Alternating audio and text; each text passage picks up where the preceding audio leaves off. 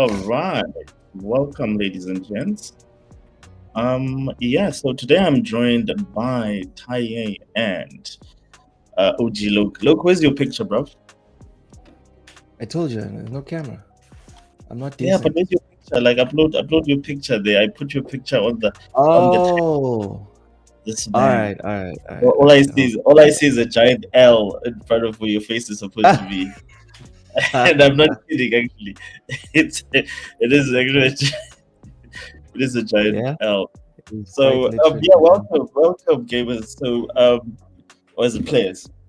So today we're going to be talking about the future of video gaming. So I wanted to just focus on a couple of things based on some of the showcases that have taken place over the last couple of weeks or so.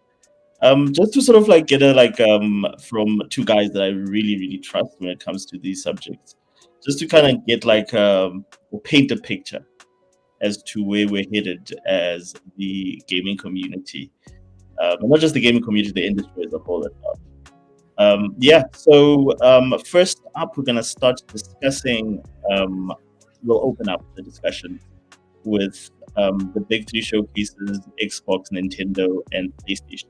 And I just want to get the guys' takes on was that what they were expecting? And are these showcases still relevant?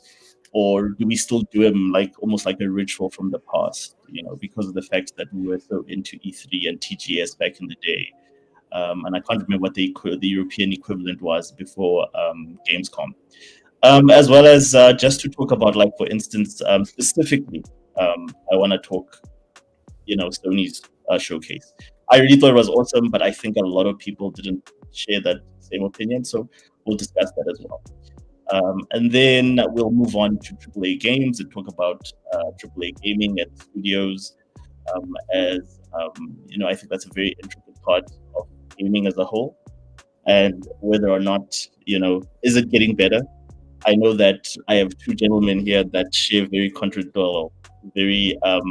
different opinions as to how they feel about AAA studios, the AAA business as a whole, and the health of that business going forward into the future.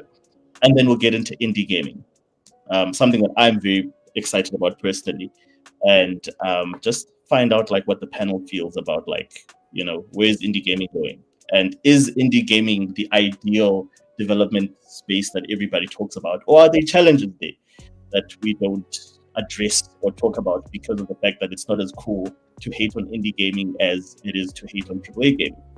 And then, of course, the last two subjects for today will be hardware business. What's practical for the future? Where is hardware going? We've seen the rumors of the PlayStation 6. We've seen the rumors of the next Xbox. And then we've seen things like, for instance, like we're at the point where physical is probably going to go away for good. And who's responsible for that? Is it the industry? Are they responsible for keeping those relics alive? Because they are relics, in our opinion, because no one is using them. Man, are we gonna be here for like 7 hours? Like, that's a lot of topics. I swear. Look, do you like video games or not, Ty? Well, whatever. No, I like it, but I'm like, okay, 0.1, 0.2, 0.3, 0.4, 0.5, 0.6, 0.7. I'm thinking, Jesus Christ, like we're gonna be out here like 1 a.m. or something. It depends on like how deep we dive. You have a wedding to attend to, brother. Oh, yeah, no, thank God. I was about to ask. Okay, but like there's a last one. The last one is where like the politics come in. But again, like everything is up for, you can literally bring up anything. That was very strategic of you. The politics come in when we're all exhausted. Well done, Marshall. Yeah. Touche. So it will be a continuation of our conversation yesterday about should we still be talking about like culture war related stuff? Is that still relevant in 2025? Is that still something that the gaming industry is dealing with? Have we not moved past that? So if we have time, we'll get to that. But just to open up, guys, first question. The showcases that we've had over the last couple of weeks. My first question, and you guys can play this all how you want. One of you can be Paragon and one of you can be Renegade. We're all Mass Effect fans. We sort of understand what that means. So you could be for this or you could be against this. I'll interject with my opinion. but once I've gotten your feedback. So first things first is like, are these showcases still necessary? Do we still need to have a PlayStation showcase? Do we still, what is it, State of Play? Do we still need the Xbox June showcase that happens? Do we still need the Nintendo, Nintendo Direct? Who is this for, and is this still important? I think they're still relevant. Only like as long as they continue to serve us, right, the gamers and maybe the devs, in a like direct funnel, right? The way things are now with online showcases and like direct to player communication and direct to player drops, it's in line with free market of ideas. Because back in the day, it was pretty much segregated. We didn't even get to see this stuff live. Like, to my point, when I was talking to you guys earlier on, I got to watch the Kojima showcase, the 3-hour Kojima showcase. And I saw all of it.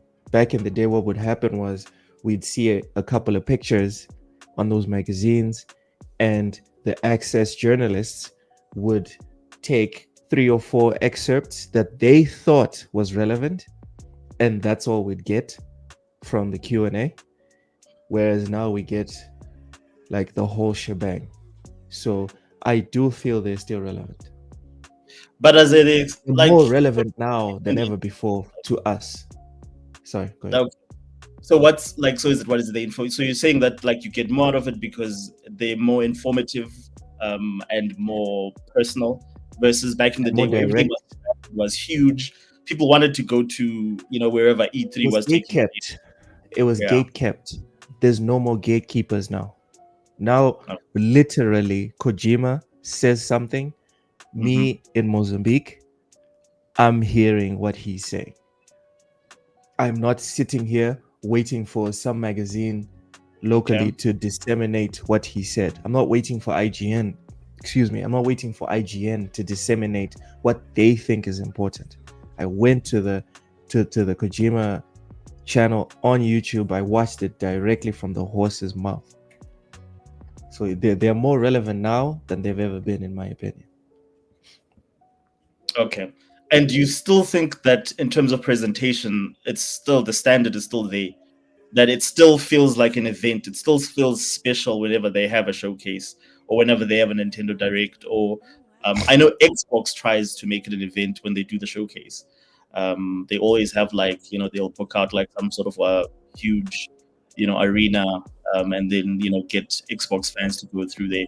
But do you still think that excitement is still there, especially around the June time, when the Keeleys are also on? Yes. I think the excitement is definitely there, and all you have to look at is the viewer counts for these videos. Okay. Look at the viewer count. Right. Go to Twitter, go to Facebook, watch it light up. Okay, I'm surprised actually. I was expecting you to be a little bit more anti the current presentation. Taye, what's your take? I know how to take my emotions out of it. Like, I'm still frustrated with the fact that they keep showing us the same games. Yes. But if I remove my emotions from what's being put in front of me, there's no denying the value. There's no denying it. Okay. Taye, do you agree? Yeah, 100%. Of course, this is me and Luke might be agreeing a lot today, but I think the main thing here you gotta ask yourself is, what was the purpose of E3? The purpose of E3 was to get these devices, hardware, and video games out to the journalists, right? And the journalists would then relay that information back to us. And they did that via the magazines, and they did it solely via the website. Now, as soon as eventually it became their downfall, because as soon as technology improved and we didn't need the journalists anymore, because now we can directly speak to the manufacturers, we can speak to the developers, the video game makers, well, then it became obsolete. So the showcases still function as to what they were supposed to do, which was advertise to us, to the consumers, the products. When you think about the Game Awards, it's all full of ads for video games. When you think about the showcases, it's them saying these games are coming out. When you look at Sony State of Play, it's a chance for all these smaller games, bigger games to showcase. And think about even Color Obscure, right? Expedition 33. Its big showing was at the Xbox showcase. That gave it a lot of views. Then its next showing was at the Xbox Developer Direct in January. Like, these things are advertising campaigns. And back in the days, we needed IGN to tell us, we needed GameSpot to tell us. Now we don't. Now it's just a direct to the consumer. So that's what it is. So are they important? Are they relevant? 100%. Anyone who disagrees is just incorrect. So if you disagree, you're incorrect, because where else would where else would you get the Wolverine details? But don't you guys miss like the grand spectacle of like how awesome everything used to be, like the excitement, like it felt like it was almost like it was a huge like gaming event. Yes, we used to get it, and again, like, don't forget that the relationship that we had with the gaming media back then was very positive. So you had your outlets. Like now, for instance, if I want to watch it, I'll go watch it on Cassie's channel. And welcome, Cassie. Glad to have you here. I'll go watch it on Cassie's channel. Or Cassie Cage. She says that the hell. Let me put it on screen. Read what Cassie said. Look, but like there was like this, like it is accurate. God damn it, Cassie. Everything felt eventful back. Like it was like these huge events, these huge after this you're going to get all, like, for instance, all the videos coming onto YouTube, etc., and you get that information. But that excitement of that event, and the amount of effort, actually, that's the main thing I want to emphasize. The amount of effort each of the companies used to put in. It used to be tens of millions to be able to make that event, sort of something that's interesting. But that's what killed it in the end, right? Because you had to you created this charade, because let's be real. What we wanted was just the games. What we always wanted, the games. Everything around that is just fake. It's just glamour, right? So once you get rid of the celebrities, you get rid of the big huge boots, you get rid of all the funny orchestra stuff, you still have the games. Every single E3 that you like back in the days, from 2010, 2011, 2013, all these E3s, you could have them in a showcase and you get the exact same information. The only people who are really upset at the fact that E3 has changed are the people who got to go. There are people who got to go there, meet friends, and network. I was in school. I was at home, watching these guys and have a great time. At the end of the day, I still get the same thing, because guess what? In Sony Showcase, you still had some of the big guys come up, the execs come up. In the Xbox Showcase, you still have Phil Spencer, you still have Matt Booty. These are the same people that would always show up at these E3 anyways to give these speeches. So now it's just condensed into a format that we cannot digest easier. Like, I can almost guarantee you this: if they return back to the previous E3 version, the showcase will always do better, because people are just tired of that now. The information we want to hear, we want it now, and we don't care about people like playing orchestra music and freaking dancing and all these these developer directs where they talk about each other. No, give us information now and we'll take it. So no, I think the way it is right now is it's the optimum way to do these things, because you got to remember, the glamour was for the people who was there. And then they will then go right about it and say how, Nintendo was amazing. Nintendo did this for us. Xbox did this. They did this for us. As soon as you didn't need these people anymore, then the showcases became what they were always supposed to be: completely gaming focused. Okay. And to your point, Ty, about we need it now. We not only need it now, but thanks to COVID, we need it while we're sitting on our couches. Yeah. We get our food delivered to us. We get our blockbuster movies delivered to us. Who the hell are you that you don't want to deliver our video games to us? Now we have to get off our lazy asses to come and deal with you. No. Welcome to 2025. You guys are so boring, man. Like, you know what? Like, you just took me out the mood. I thought we were gonna have a little, trip down memory lane about the good old days, because like it combined everything together. Like you had like they were the shit old days. We just you didn't had know like it. yeah. They were But the I bad get old your days, brother. I get your arguments are valid. Well, I guess my question to you, Osha, would be: how do you think an Xbox showcase, the one that just went by, would have occurred in the previous E3 from like 10 years ago? Like, what would be fundamentally different? Yeah. So, like for me, again, I'll always come back to this. It's the competition and the excitement of the competition. There was always like a big hoo-ha as to who goes first of the big three. Does Nintendo go first? Are they gonna have like the mic drop announcement? Does Sony go first? And like Sony, like again, like this thing sort of changed hands. The 360 era, Xbox had all the mic drops. Like whether it was Gears of War, Halo 3, Fable, those were all like huge mic drops. And then Sony came back in the PS4 era, and then they had like 3 years consecutively where they had like these huge mic drop moments where every single game was like that's a must have. So compared to now, I feel now it's a little bit more tame. It's more reliant on like I always complain about cinematic trailers and seeing, for instance, the people that make the games. I guess there's that's useful. Talk about the games while they show the games off.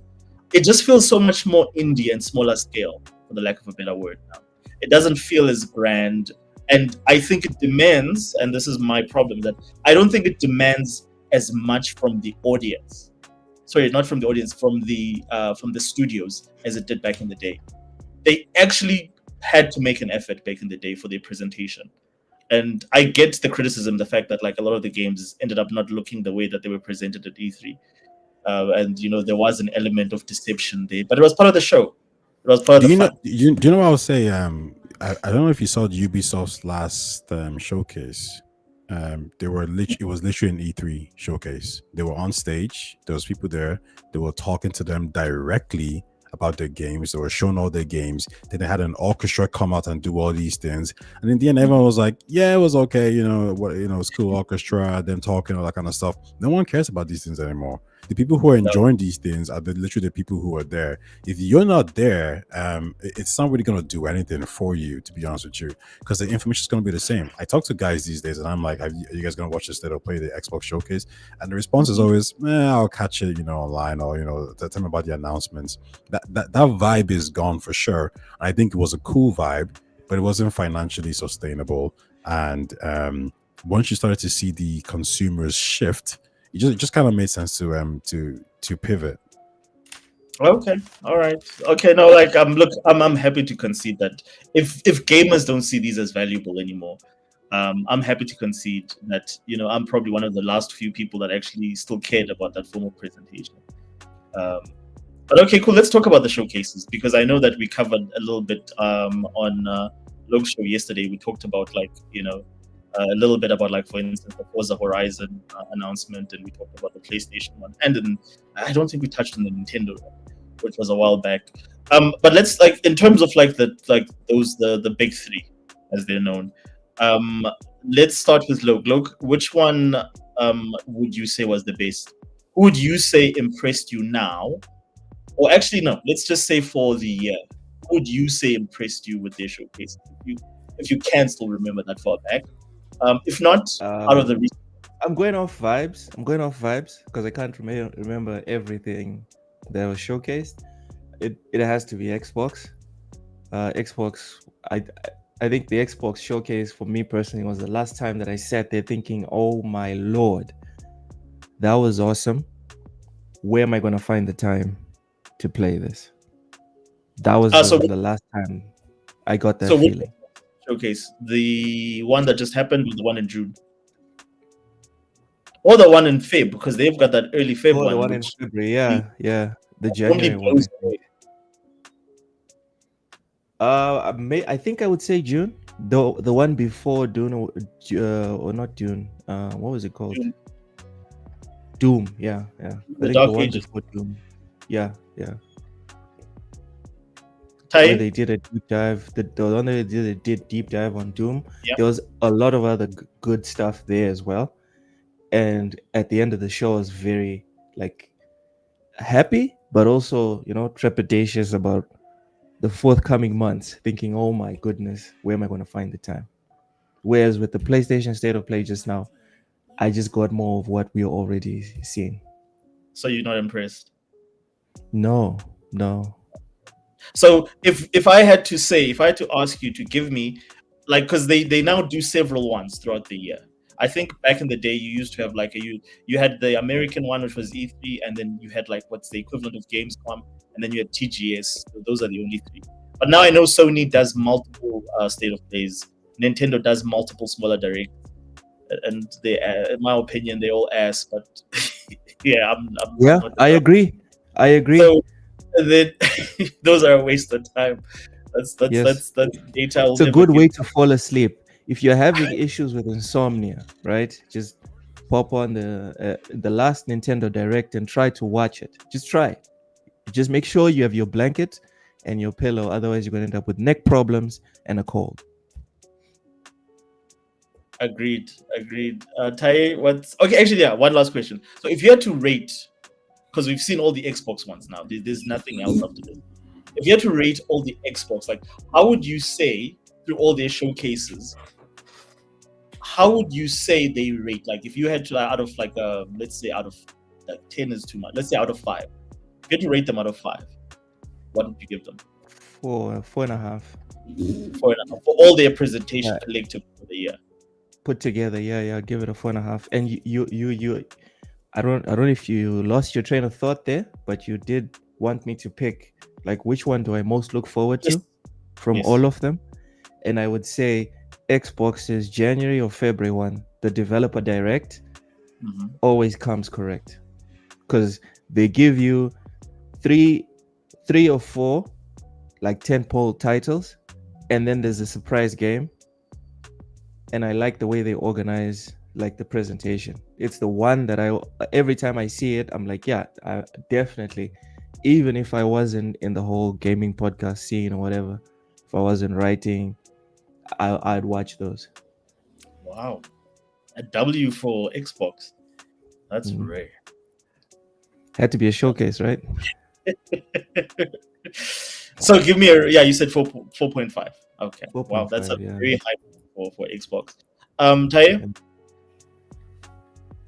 Is your question what I would review it, or which one is the best so far?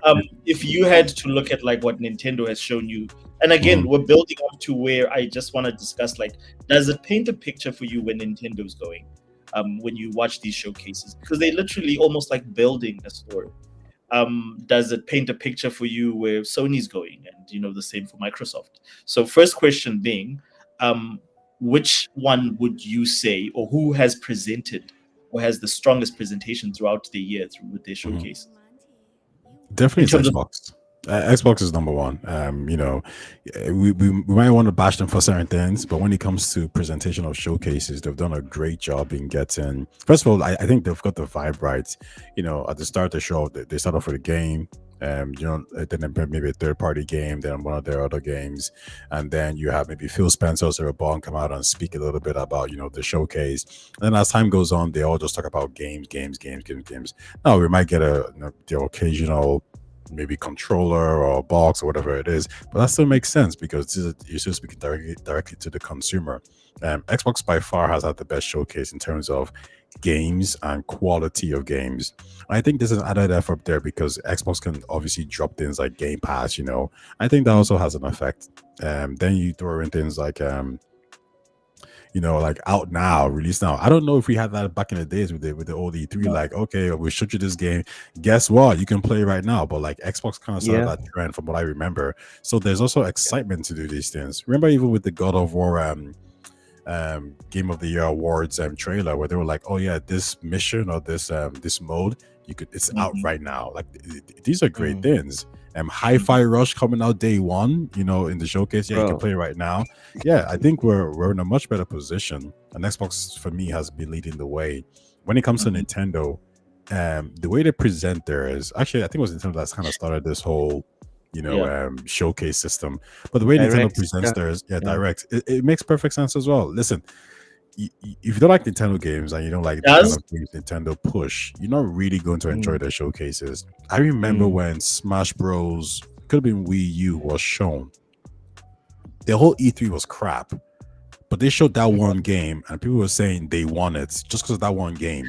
Now, I'm not saying they didn't win it or not, but what I'm saying is that Nintendo are very specific and have created a type of fan base that likes just their games. If you're someone who likes games in general, like different types of games, RPG, fighting games, story-driven games, puzzle games, Nintendo probably isn't for you.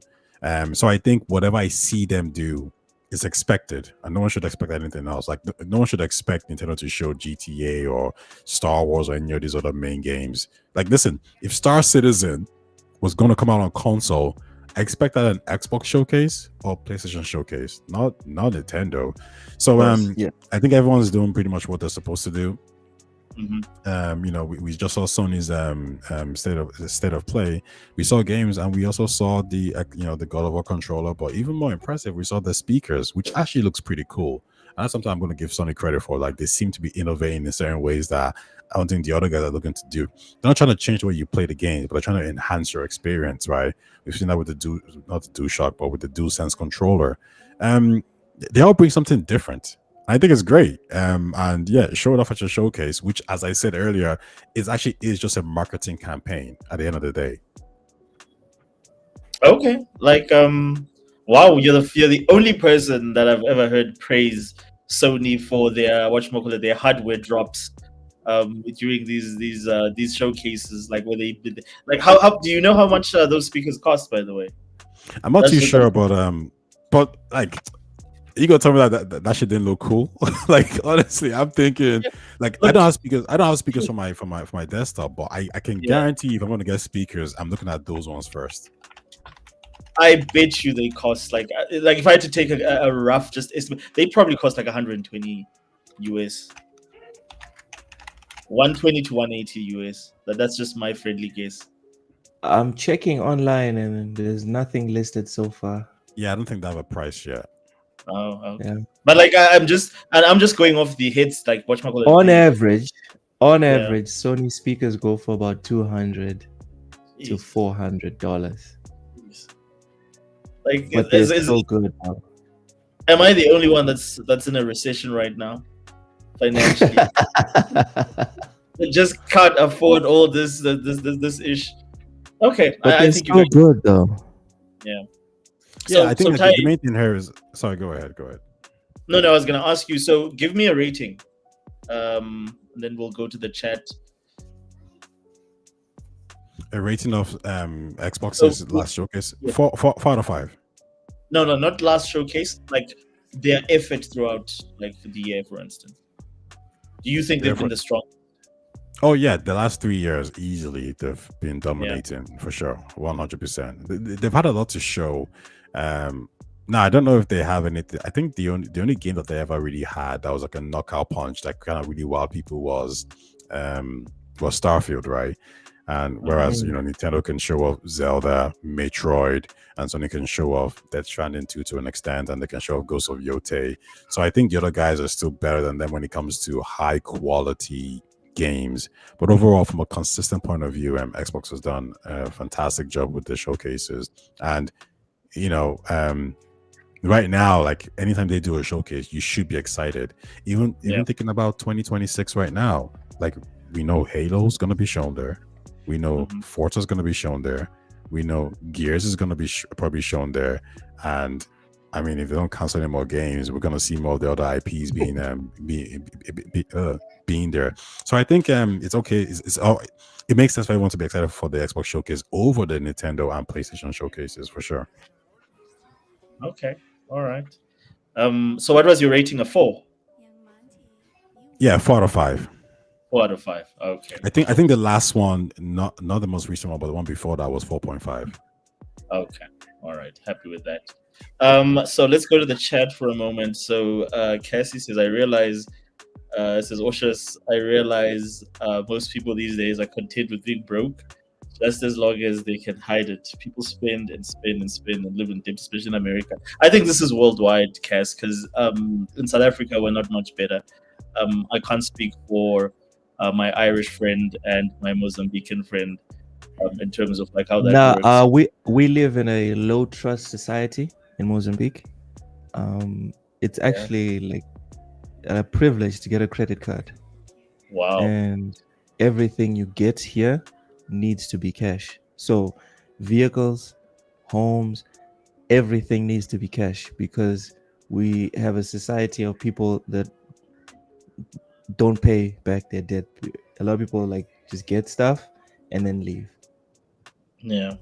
You know, like it's so weird that like I live like, you know, a couple of kilometers or miles in American terms from you, and I know so little about like in terms of like your not social, not culture, but like in terms of just like socially how your society operates versus ours, because they're quite different. Né? You've lived here, so you know like what South Africa. I would say that the South African culture is very similar to the Mozambican culture in everything except finance. Okay. Like for example, the credit and debt culture doesn't exist in Mozambique. Oh wow. Yeah, it's even like a vice versa situation where a lot of banks recently started rolling out more like credit schemes and whatever since after the pandemic in 2023 or something.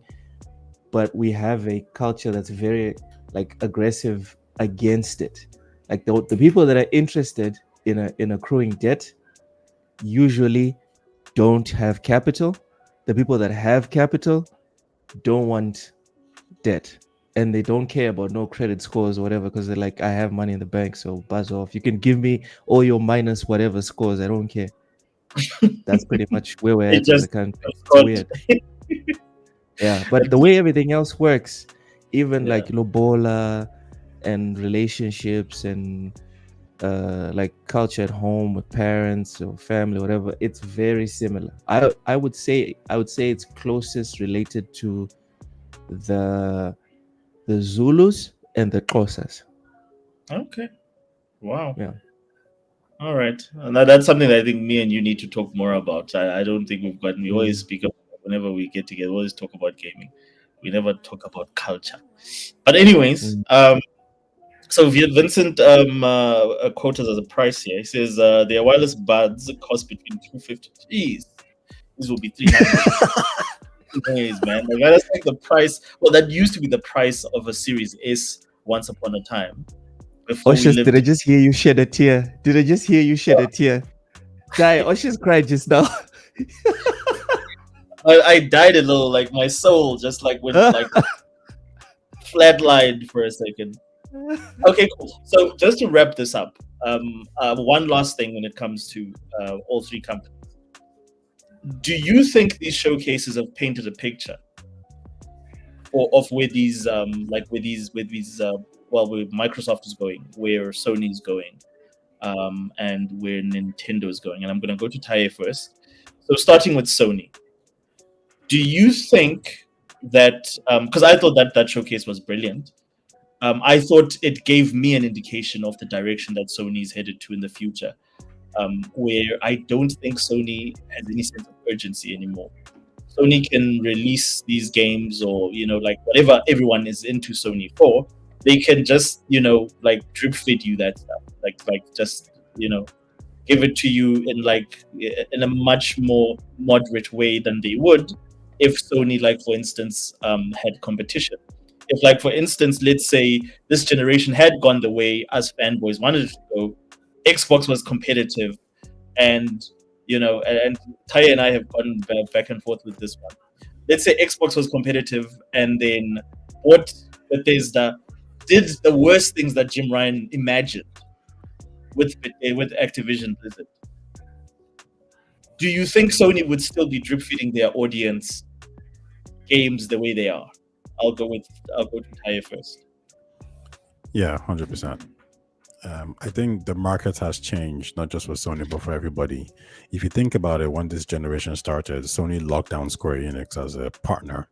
As time went on, Square Enix might have probably renegated on that decision, right? A CEO was let go because there wasn't enough sales or money being made by making these exclusive deals. An example of this is Sega. Sega says it every single time. The reason why we're doing so well is because we put our games on every single platform. So even for Sony, as big as they are, these timed exclusive games are going to be they're going to be a lot more costly. Now Sony can obviously roll things back a little bit by saying, hey, okay, let's just do PC and PlayStation instead of PlayStation and Xbox or whatever it is. But I don't think developers are really interested in that. I think they want to be everywhere, because if you think about it as a creator as well, the money is everywhere. Think about Stellar Blade as an example. The best, like, the sales wise, Stellar Blade is actually a PC game. More people on PC are buying that game than they are on PlayStation, right? Really?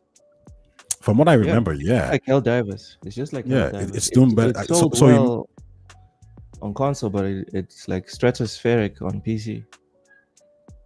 So imagine you can imagine a situation where it's like the audience or the platform where you're going to sell the most, you've ignored because somebody offered you more money. It's not about the money, it's about the users. You want these games to reach as many people as possible. You want these people to then evangelize on your game. Like Celebrate is the one in China. Chinese people don't play. I mean, they don't, like, console isn't their main thing. It's PC. So why would you block that? So the next question is, so when Stellar Blade 2 comes out, you're going to ignore the main market because Sony's offering you money? You're going to say no. You're going to say no. PC is actually an importance. There's a reason why you're seeing Sega put more games on PC. I think Capcom said half our profits now coming from the PC side of things, right? So this idea of exclusive games, it's changed. Now, as Sony changing the way as Xbox? No, of course not. They're still the market leader. There's still some value there to be given to the PlayStation user base. Like, hey, listen, this is a special console. You guys, you get special treatments. I'm just saying that those points are getting harder and harder to justify. Especially when if you're a publisher or developer, you're seeing Sony put some of their games on all these different platforms right now. It might be specific games, but you're seeing them branch out as well. So I understand where Sony is coming from. Are we though? And I know me and you have exhausted this topic in our private discussions, but like, would you say, like, if you just look at the last showcase and you look at what they presented, that's still going to be exclusive versus what they presented that's going to be everywhere? Is there anything that you can pick up from? And even if you go to their last 2-3 showcases, do they indicate that that's the direction that they're going? I hear what you're saying. I mean, we've got a couple of examples to cite, but is that a strong direction that you think, like, when you look at it, you're like, wow, okay, cool. This is no, but you see, I think Sony knows their audience a lot. Like, they know them well, and they know that they shouldn't, flaunt these kind of PC releases. They're kind of flirted with it before in the past with The Last of Us, right? But I think they understand that, there's probably a better way to kind of execute this. Now, this is where Sony is a lot more mature and better than Xbox, right? Because Xbox will announce these things, whatever it is, but even worse, they'll go to Gamescom and say one more thing, Indiana Jones on whatever. Like, that's just ridiculous. Sony would never do that. They're just a lot more smart than that. They execute in a much better way. But I don't think Sony's showcase would ever really indicate their plans, just because they know how to talk to their audience a lot better. What you need to do is, like, follow the actions. So focus on the fact that, like, hey, they're dropping they've moved Helldivers 2 to Xbox. Focus on the fact that there's rumors that you're going to see more of these titles. And Sony's never going to advertise these things. Like, did they even advertise Helldivers coming to Xbox? No, they did not. You know what I mean? But rest assured, Xbox will probably make it really know that, like, yeah, our games are going to PlayStation eventually, XYZ. But even maybe Xbox is learning to as well.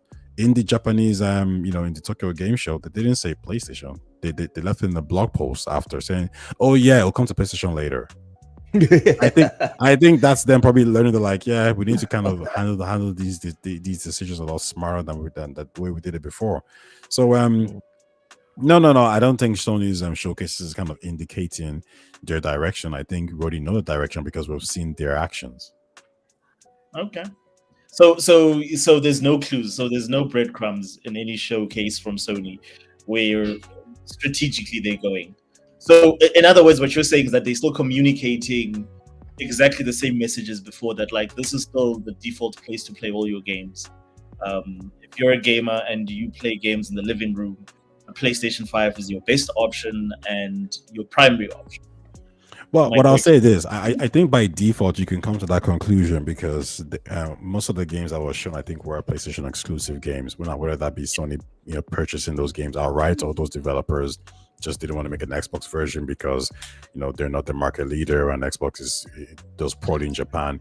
There is an indication that like you're gonna get more exclusive games from Sony, so it is the best place for exclusive games. Like, yeah, that is true, for sure. But I don't know if that's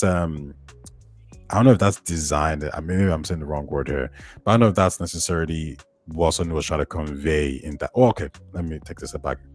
Sony might be trying to convey that, but that doesn't tell you the full picture of what the strategy is. Okay, so Tay, do you not think, like, because you answered the question, but I just want to get like clarity. So in your, like, the way that you see things, you don't think that this would have been different if Xbox was more competitive? Well, if they had used every single asset that they had purchased to be more competitive, you don't think we would be seeing a different Sony in terms of focus and in terms of the quality of the releases and a little bit more aggressive in terms of presentation? What you might see is more timed exclusives from Sony. I think that's the best you're going to get. But we know they're still trying to do that. They tried to take that game from Pearl Abyss, right? And those guys said like, we turned it down. And Death Stranding 2 was probably another timed exclusive game that Kojima probably wanted to be everywhere, but Sony made a deal with them. We know the game Size by the next Kojima Metal Gear Solid like game is a PlayStation exclusive game as well. So we do know Sony is still working on these things. I just think they need to be a little bit more selective because I feel like all these developers. Physint, yeah. Okay.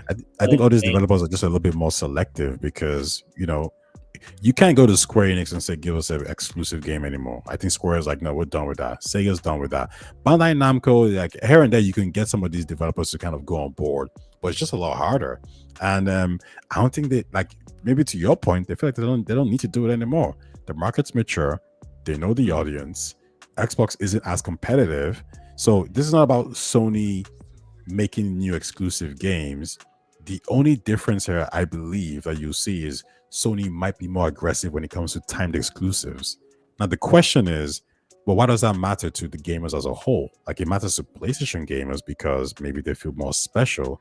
But from a game perspective, it doesn't matter because I don't see Sony building or creating a new IP just to combat Xbox. They're not like that's gone. If that was the case, then the competition is warranted. But if you're just taking a game from Xbox or Nintendo to then say we have it and you don't have it, well, that's not beneficial to anyone apart from PlayStation gamers. Okay. Wow. Loke, do you feel the same way about like Sony's? I feel the same way, but I'll be a little bit more short and concise because I don't want to repeat everything that Ty said because I do agree with him. Nothing really was communicated from Sony. It's business as usual. No big announcements about crossplay. Nothing about opening games up for mods. No player choice. Just the same little shiny marketing stuff. So yeah, I'm with Ty. Nothing was said, dude. The Sony of yesterday is the Sony of today, and they're communicating that it will be the Sony of tomorrow. So you think that they would be permeating like the same energy if Xbox had brought their A game this generation? If Halo had hit, if Forza Motorsport had hit, if every single one of those, if Starfield was a 11 out of 10 to quote Phil Spencer, if it was a 11 out of 10 game, as Phil Spencer promised us, if Oblivion was, for instance, an Xbox exclusive, and they'd like Doom, that's another one. If Doom Dark Ages was an exclusive, and again, like Ty, me and you have talked about this, if all those games that they ended up putting on PlayStation, we said everything is going to be exclusive until we say so. Do you think Sony would have still had? I would have to add a caveat. I'd have to add a caveat because if those games, for example, if those games did not sell on Xbox, I can see Sony continuing to do what they're doing now, which is go ahead, guys, go ahead and piss in the wind, and waste all your money. It's not a problem. No one's buying your games anyway over there. Y'all are not moving the needle. Now, if those games were made exclusive and people were buying the games and the consoles were selling, okay. If we add those caveats together, yes, then we have a conversation. But just being exclusive alone, that does nothing for Sony, because remember, Sony was doing their thing while Nintendo was also selling a bunch right next to them, but they were cool. They didn't change whatever it is that they were doing because it wasn't like encroaching on their territory. As long as Xbox is not encroaching on Sony's territory, they have no motivation to do anything different. Okay, all right. And that'll be interesting getting into Nintendo next. Ty, I'll go to you first again, since I think you are more probably the bigger Nintendo fan out of the three of us. Oh yeah. So I just want to find out. So, what about Nintendo? Do you think, for instance, if you look at Nintendo and the fact that they've been for I think now they're just gonna copy and paste the playbook from the Switch one. Do you think, for instance, this gives us an indication, all their showcases, anyways, what we've seen? Do you think they give us an indication as to which direction they're taking? And do you think that, for instance, one thing I want to cite is the fact that a lot of developers have come out and said, listen, we're having problems getting hold of Nintendo development kits. In other words, Nintendo doesn't want to give third-party developers development kits to support their platform. Do you think that this is something for instance, well, first of all, do you think that when Sony enters the picture, which they are, and they get into that handheld space, which they'll probably occupy between the PS5 and this new portable, in terms of functionality, do you think they should remain unfazed and continue the way that they're doing business now and focusing on their niche audience and their first party offering? Because they don't need third party. That's basically the message that Nintendo's been sending out for ever. I was third party to us is yeah, well, you know what, we could use your money, but you need to come to us. And I think you've said this to me. You need to come to us and say, hey, we want to put our games on your platform. So there was I think I don't have it here, but I checked up the most played games on the Nintendo Switch, and yeah, Nintendo dominates, right? But in terms of the most played games currently now, you're gonna find it that it's a lot of third-party games. It's your what's the car game football, Fortnite, it's the Minecraft, it's all these games. The idea that Nintendo doesn't need third parties, well, what they've done is they've done a good job of isolating themselves from third party. So if third party were to bounce from Nintendo, they should be more or less okay. However, whenever competition arrives, you need to offer a better value proposition, or as much value proposition that as you can to consumers. If Lo can buy a Nintendo Switch and be able to play Zelda or Metroid, but at the same time also say, you know what, I want to play FIFA on this, I want to play Assassin's Creed on this, that is going to be beneficial to Nintendo. And when you have dragons at your den, aka when Sony comes out with their device, and you don't know what's going to happen when maybe Xbox releases their device, you're going to have to compete, and they're going to be able to boast on these exclusive games like a FIFA, GTA, Stellar Blade, etc., Starfield. If you're Nintendo, you want these games. It's a layup. You might as well reach out to these guys and get some kind of support from them. Apparently, Cyberpunk was the best-selling game, apart from the Mario and the Donkey Kong. Donkey Kong model. But apart from Mario Kart, Cyberpunk was apparently one of the best-selling games there. That's a sign that there's people out there who actually are willing to buy these third-party games if they're good. So if you're Nintendo, it's nothing off your back to reach out to a Bethesda, a Microsoft, a Bandai Namco, a Capcom, and say, hey, what are you making? Put on our platform. That's just it. And this idea of not giving devs, sorry? it's worth noting that to your point about Cyberpunk, Cyberpunk is one of the few third-party games where the whole game is in the cart. Yeah, exactly. Like that's another good Most one. But of the listen, third-party games that you don't actually this is own CD the game. Project Red, so I mean, I trust them to always go for the consumer friendly choice, even though apparently that actually cost them. It actually hurt them financially. Yeah. But that's them. Like they're great like that. But I guess to kind of conclude, my point here is that Nintendo needs to get these third-party publishers on the site. Now I think they will be, because I think most of them have realized like, hey, the Switch sold well, the Switch is gonna sell well as well. This is money being left on the table. So Nintendo knows this. Now why they've decided to to not give them dev kits, I have no idea. Like they work in mysterious ways, but it is what it is. Wow, I think there's nothing ever been true said about Nintendo working in mysterious ways. Loke, what's your take?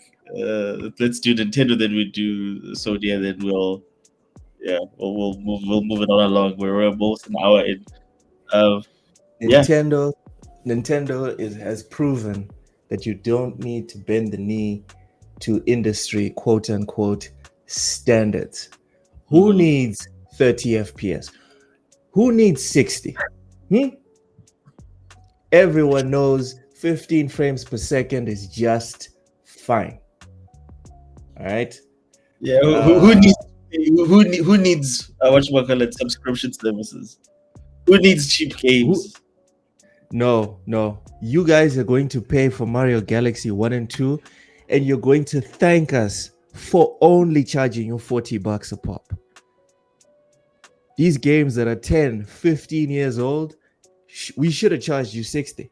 Matter of fact, should have charged you 80. But you know what? Nintendo is a benevolent god. Dude, if Sony is all about standing pat, Nintendo is standing so much pat, its feet are in the ground. That's how like stifling and unmoving Nintendo is. Okay. That's all I have to say.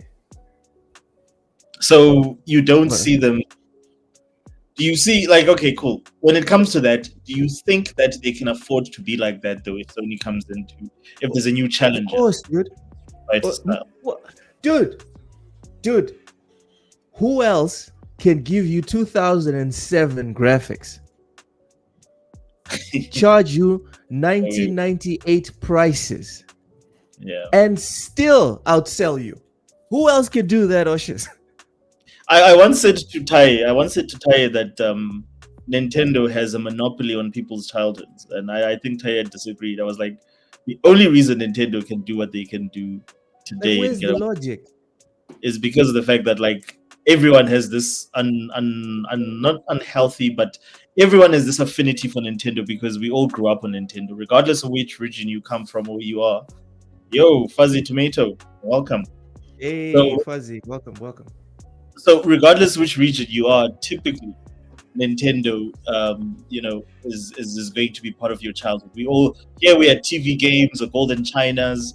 In America, they had the NES, and that's how they started gaming. And of course, they had the Super Famicom the Famicom in Japan and the rest of Asia. So we all tied to Nintendo in some shape or form. So. And I think they've marketed and they've used that so well to their advantage. They popped everyone's cherry, bro. Nintendo has like 9 out of 10 gamers. You ask them on a polygraph, be honest. We all hate Nintendo today, but be honest. Who popped your cherry? Most of us. Like if you use your example of popping cherries, like they're like the pimp, and like. They like he knows who his top, like these bottom B's are. It's Donkey Kong, it's Mario, it's what's the one? Pokemon.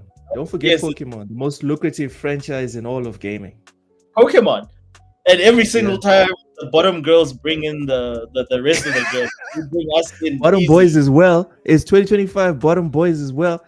Boys, Mario knows how to twerk it as well, bro. Do not underestimate him. He'll jiggle for you. That Nintendo pimp hand be strong. And I don't think it's gonna relent anytime soon. Okay, cool. That's so funny because of the Yakuza links. That's funny because of the Yakuza links in their past. Yeah, and that's the thing. Like Nintendo is over 100 and something years old, bro. Like it's insane. it's crazy, and like that whole thing is not like. I mean, I always say to people that Nintendo started out making adult playing cards, which transitioned to making adult, hotels for recreation. Bruh? Wink, wink, nudge, nudge. Taxi service, man. So, okay, cool. So the next topic is going to be pretty short, which is what's Xbox up to, and like, what does this tell you about Xbox? I want to go first. Okay, but I wanna put one central question at it, right? What the like? I just want to understand, what are they doing? Like, they announced Forza 6, and we all think Forza Horizon 6, and then our expectation is that you're going to announce it for PlayStation and Nintendo, whatever, Switch 2. Dololo, nothing. Like, they just say, okay, cool, you know what? This is just coming to Xbox and PC. Like, what happened to we want to put everything everywhere? Isn't that like the strategy now? You've got 3 million players on PlayStation that have to wait for the game. You want me to jump on this? No, Lalok said he wanted to go first.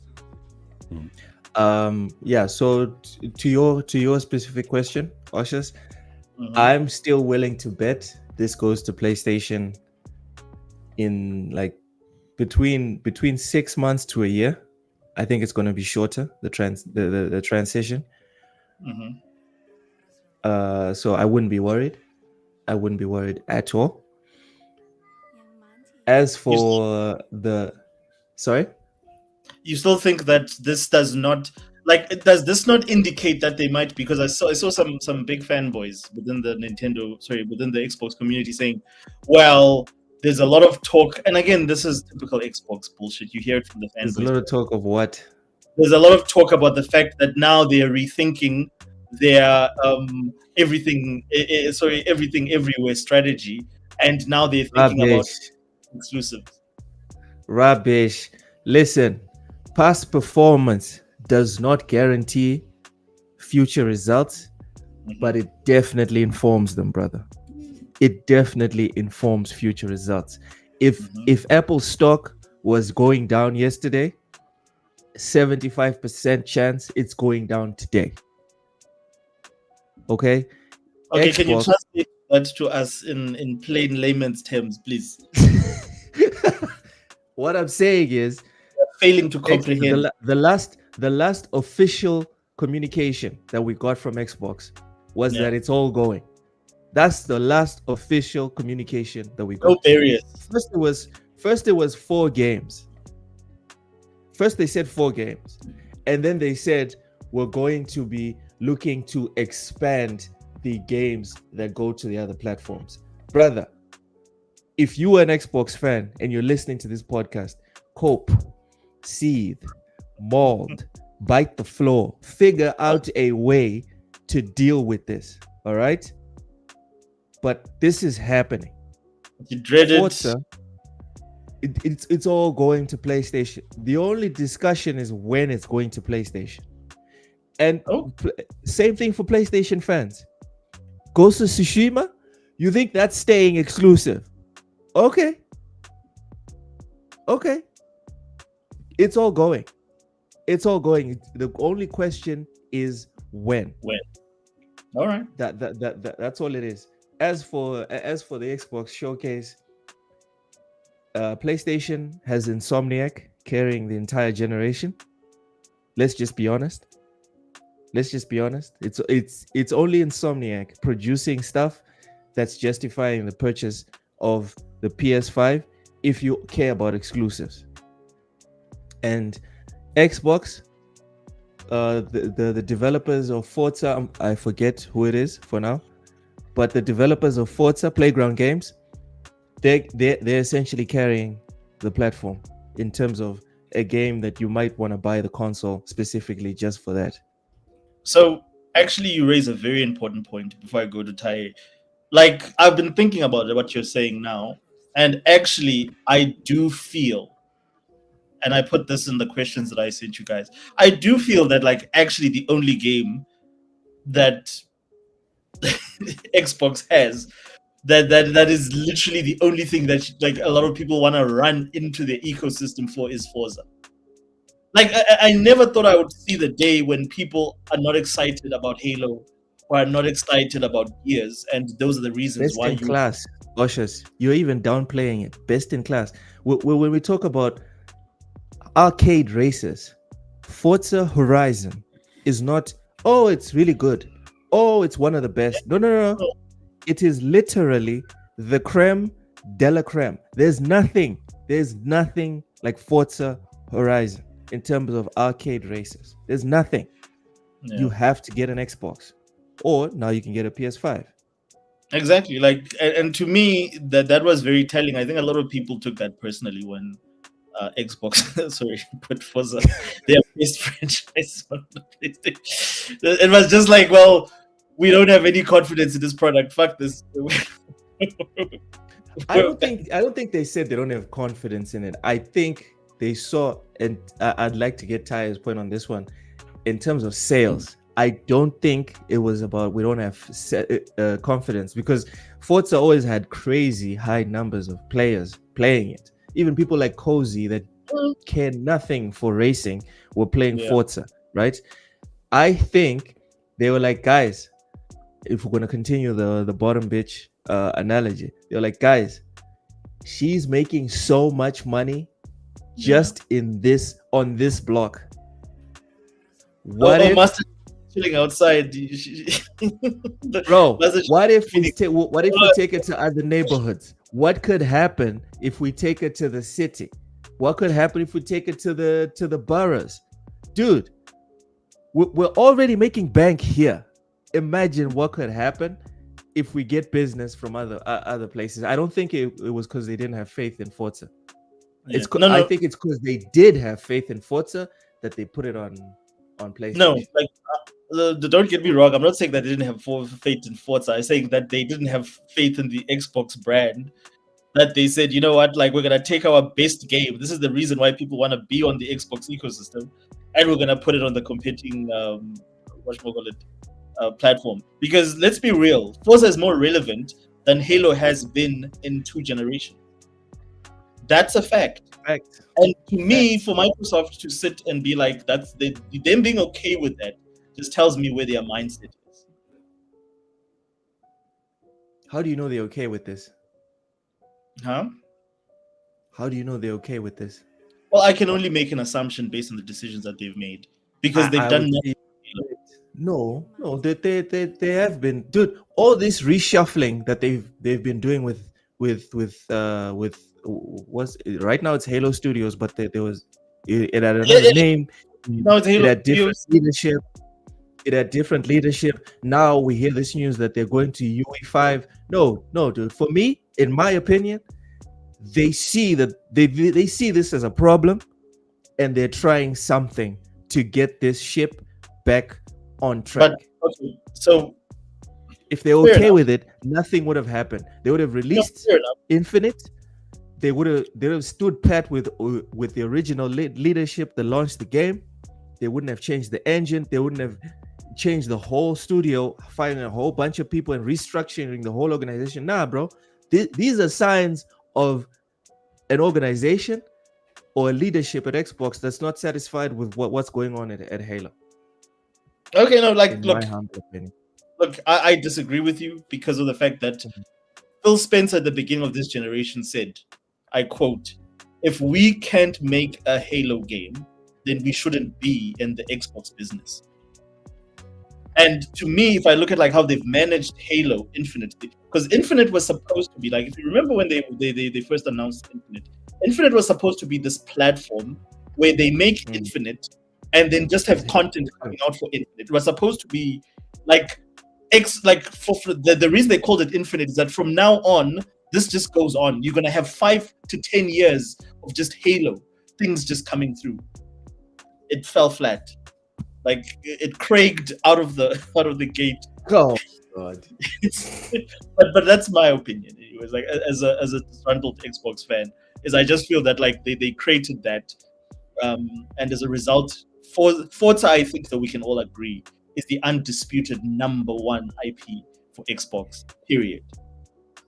Outside Activision. Horizon. No. Forza, it's Minecraft. Minecraft and then Forza. Yeah. But nobody played Minecraft. Yeah, Who Minecraft. Have you played Minecraft? No, I don't play that shit game.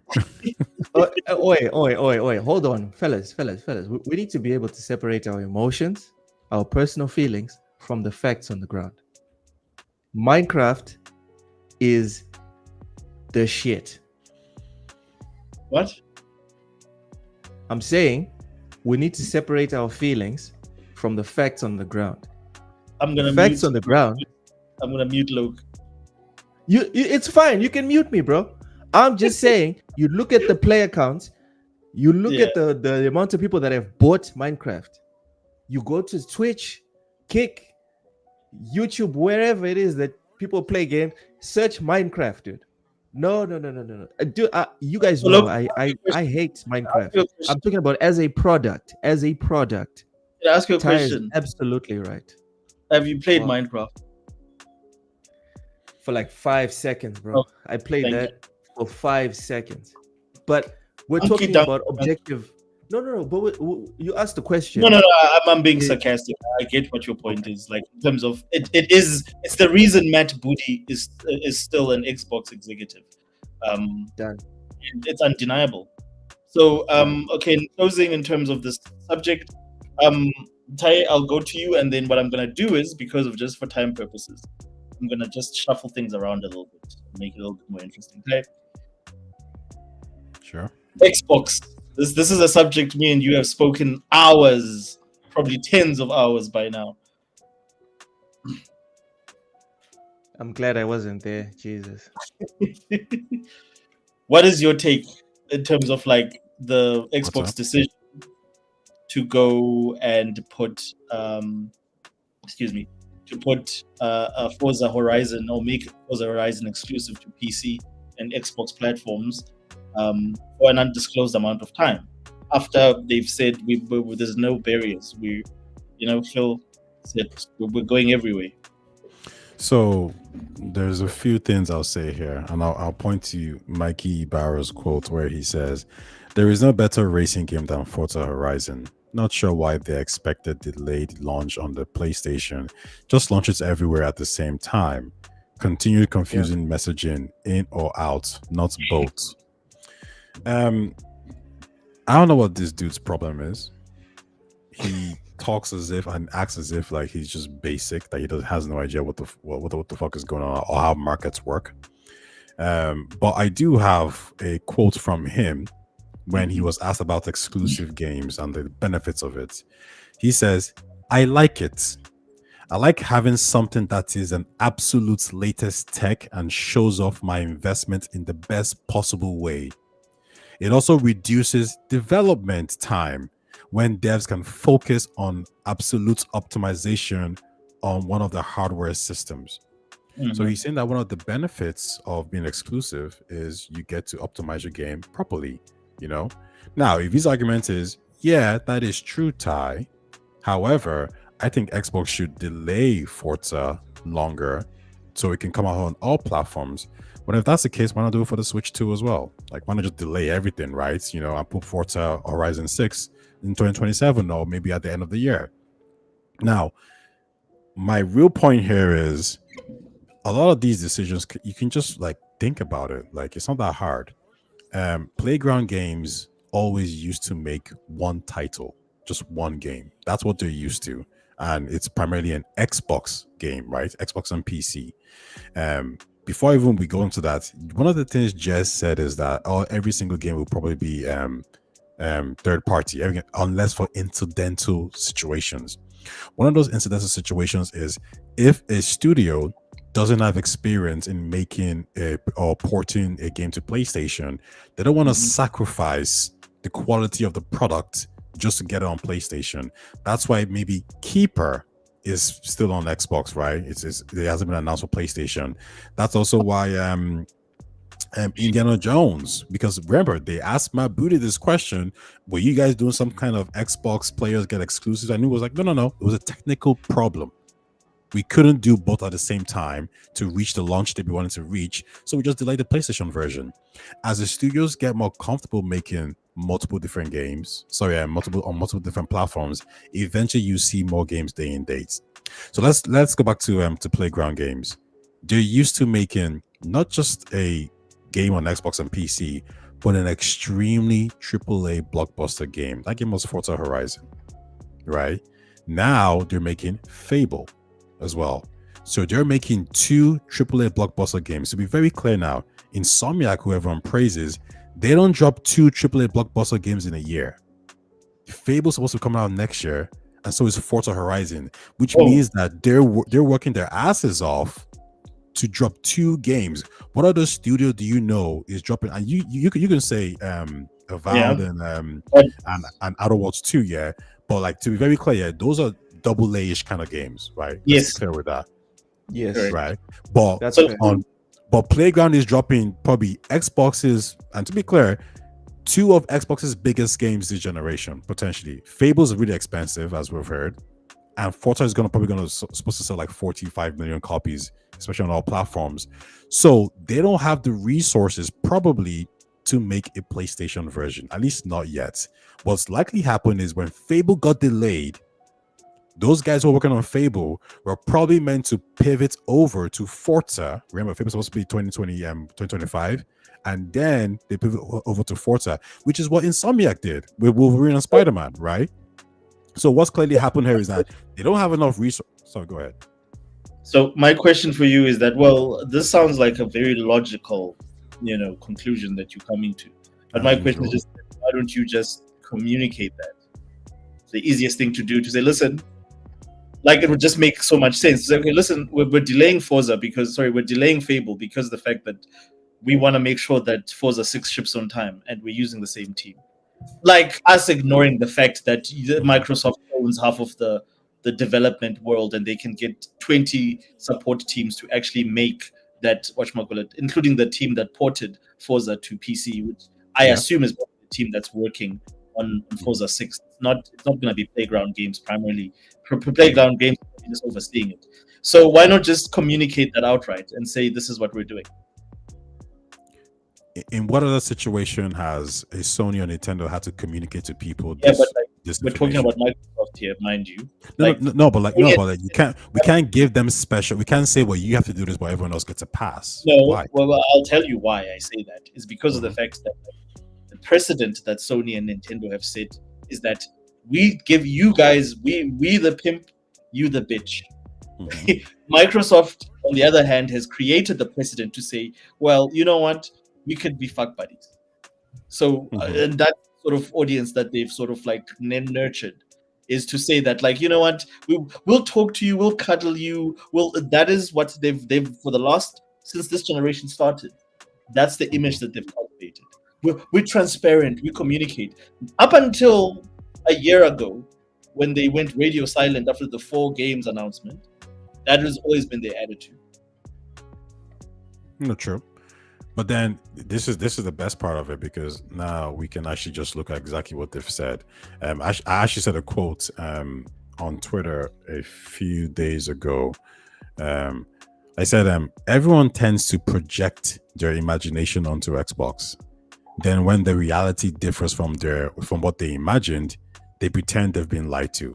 Let's look at some of the quotes from Phil Spencer and the guys. They say, Phil Spencer says, there's no reason for me to put a ring fence around any game and say this game will not go to this place where it will find players and have business success for us. Second quote, to keep games off other platforms, we don't think that's the path. That's not the way. That's not the path for us. It doesn't work for us. What we're doing, or what everyone else is doing. The best. Sorry, what was I looking at?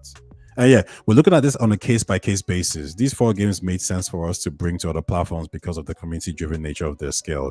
It's not a one-size-fits-all approach. You find nowhere where anyone from Xbox has said, every game is going to be day one everywhere else. They've never ever said that. So any imagination that's, well, this is what I think that they were doing, well, that's on you. They never said this. In fact, let's be very clear now. What did they say? They said it's coming out on Xbox first, and then Turn 10 is going to work with Playground Games to bring on PlayStation. Like, people need to stop projecting their feelings onto these corporations, right? Okay, so again, I'll go back to who's that other lady? She's made, because I went and I watched the content. She's the one that me and you had a discussion about a while back. She's a former Xbox. She was in charge. Oh yeah, her, Yeah. So she shares, and this is why when we were talking earlier on about the whole Mike Ybarra thing, she shares exactly the same sentiment, along with other Xbox professionals that worked at Xbox in the early days when Xbox, the time when Xbox was thriving or doing well. They share the same sentiments in terms of like they feel that like what they've built is just being dismantled by people that don't understand the Xbox business. It's so and the reason I'm bringing this up is that this is not a fan thing. You've got professionals that have led the industry who share this idea that Xbox in terms of communication is not where they are. They are so inconsistent. And that's what is exactly what you quoted from Mike Yabra, is that like your inconsistent communication is not helping your case. You say one thing and you do the next thing, and there's no consistency between the two. There's nothing to bridge that together to say, well, you know what, this is in continuation in what we say. Sometimes, and this is why Nintendo and Sony continue to be better in communication, sometimes saying less or nothing is better. The problem with Xbox is that they continue to over communicate in the wrong way. And just in closing, I'll extend this to their whole play anyway. You ask, you literally, your whole pivot is like, we want everyone to play everything. We want gaming to be more accessible. But as part of that, same time, you are raising your prices across the board. You're releasing handhelds that cost more than your direct competition. So for me, I just wonder where's the consistency in terms of your messaging and your strategy. These people are they're not relevant. You know, as they're not relevant because just like in any other business, right?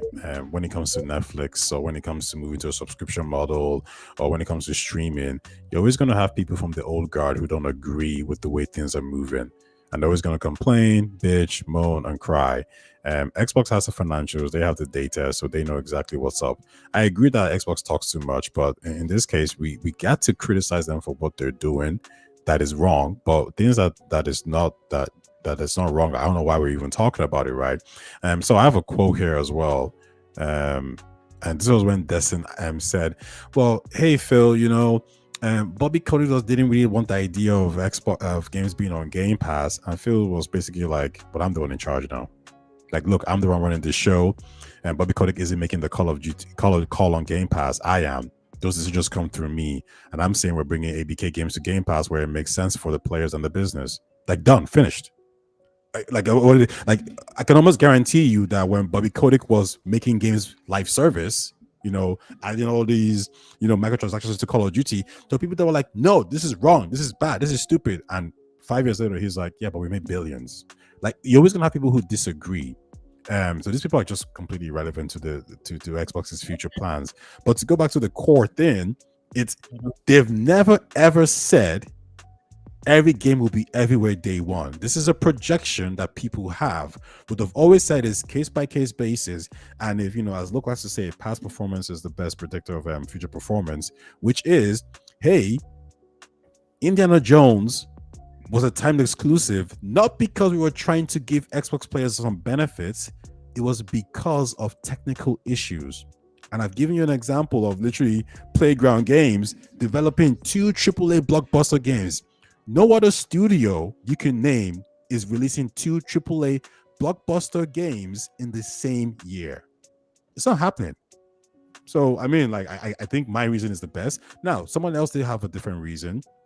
I think mine is probably the most accurate.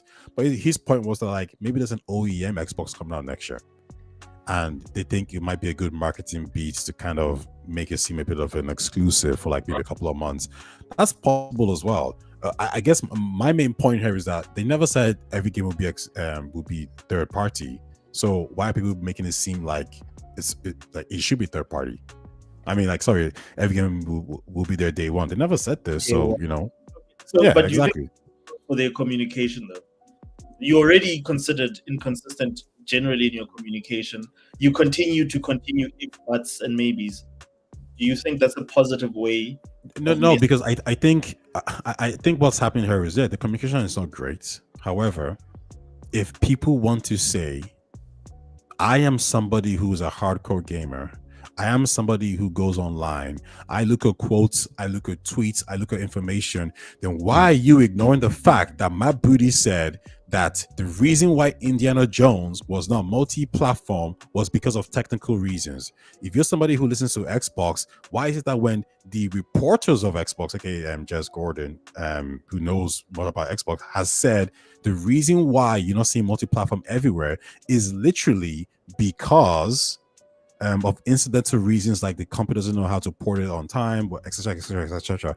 Why is it that when Keeper is coming out on Xbox and not PlayStation, no one cried? Why is it that when Avowed and South of Midnight came out as exclusives to Xbox consoles, no one cried? Like, this is not new. They've done this before. So what's the problem now? The problem now is Forza's a bigger story to cry about, as opposed to South of Midnight. That's what I was going to say. And I think, I think the issue there is like, this is why these people are not genuine, because they've seen the information with South of Midnight, South of Midnight, Hellblade 2, and Avowed, and they said nothing. And now we Keeper as well. They said nothing. Like, let's be honest. Like, again, like, I'll make this point. I think there's only one game in town for Microsoft at this point, or Xbox at this point, and that's Forza. There's everything else is just like nobody gives a crap. No one. There's nothing. Like, if and this is just my opinion. Like, there's nothing that Xbox can put on the table, and I'm talking about Game Studios. I'm not talking about Bethesda, and I know how low feels about this. I'm not talking about Bethesda and Activision, but there's nothing that Xbox can put on their table in their offering that anyone gives a crap about. PlayStation gamers don't give a crap about Gears, and I've got a sneaking suspicion that Halo will do just as bad if it gets put on PlayStation. But that's just my hunch. So Forza is the only relevant, in my opinion, IP that they have. It's the only thing that they can leverage from Xbox Studios, because Xbox Studios has produced nothing, in my opinion. What about Game Pass? Yes, Game Pass as well. I agree. I know people. I would say Game Pass, considering that we're now in the subscription age, Game Pass acts as a exclusive for the Xbox platform. And the Xbox platform is not just the console; it is also mobile and PC. Agreed. No, I agree. Like that is the only, for me. That's why I'm still on the ecosystem, because Game Pass is just there's no deal close to being as good. It's daylight robbery. Like, you feel bad for subscribing to Game Pass. like PS. Like, I was looking at like PSN, man. Like that is again, like that's Nintendo level of being, shoved in the bottom. Like, there's no, like, why? Like, there's nothing that they're offering you that is worth that much. And it costs, in my region, PS Plus, the most expensive tier, is a considerable amount more expensive than Game Pass. It's wild, bro. And you're stuck on the PlayStation. Whereas with Xbox, you can play on your console, you can play on your PC. If the kids want to use the console, you can just turn on your PC and you're good. Yeah, no, to me, that is Xbox's number one offering, is them being able to give you Game Pass. Game Pass, to me, is their number one exclusive. But I just feel that they also run out of currency for that. You need to capitalize on the momentum when you have it. And I just feel that, like, they always wait too long, or they always too many missteps, and then the momentum is lost. But anyways, I want to shift us now, because let me just finish I think you said a point that I want to just tackle. And that's like, when you said that, like, well, people care about Forza, that's why it's a big deal. But then that means these people are completely irrelevant, and you can't trust them because then they have no business knowledge. You can't pick and choose when you want to ignore certain things. You can't say, well, I don't care about Avowed, I don't care about South of Midnight, I don't care about Keeper, I don't care about Hellblade 2. So therefore, I don't like it. It doesn't bother me. However, because it's Forza, I'm bothered. It's like, no. If you want to analyze a business decision, then analyze the business decisions. And then you come to, like, the only way you can understand how Xbox thinks is if you go into their mind. But don't pick and choose when you go into their mind, right? Because then you end up with the wrong conclusion. And I'll just go back to the same statement I said before again. People project their imagination onto the company. Then when the reality differs from what they imagined, they pretend they've been lied to and they're offended. It's bizarre. It's completely bizarre. Okay, let me ask you a question then. But like from a business sense, Forza makes all the sense in the world. Who gives a crap about South of Midnight and all? Like those. First of all, from a marketing perspective, those were very poorly marketed games in the sense that they just didn't land like with anyone. So like you're comparing Forza, a game that has over 40 million players, to games that we don't even know if they made it over 3 million players, that nobody cares or knows about. So there is a stake when it comes to Forza versus these other games, even from a business perspective. Yeah, but what we're doing here is we're analyzing their strategy. And if we're analyzing the strategy, then we can't just isolate one incident. We need to look at everything as a whole. And we need to look at the quotes that they've said. So when the head of the game studios literally says the reason why Indiana Jones is not an exclusive, a timed exclusive, is from a technical standpoint.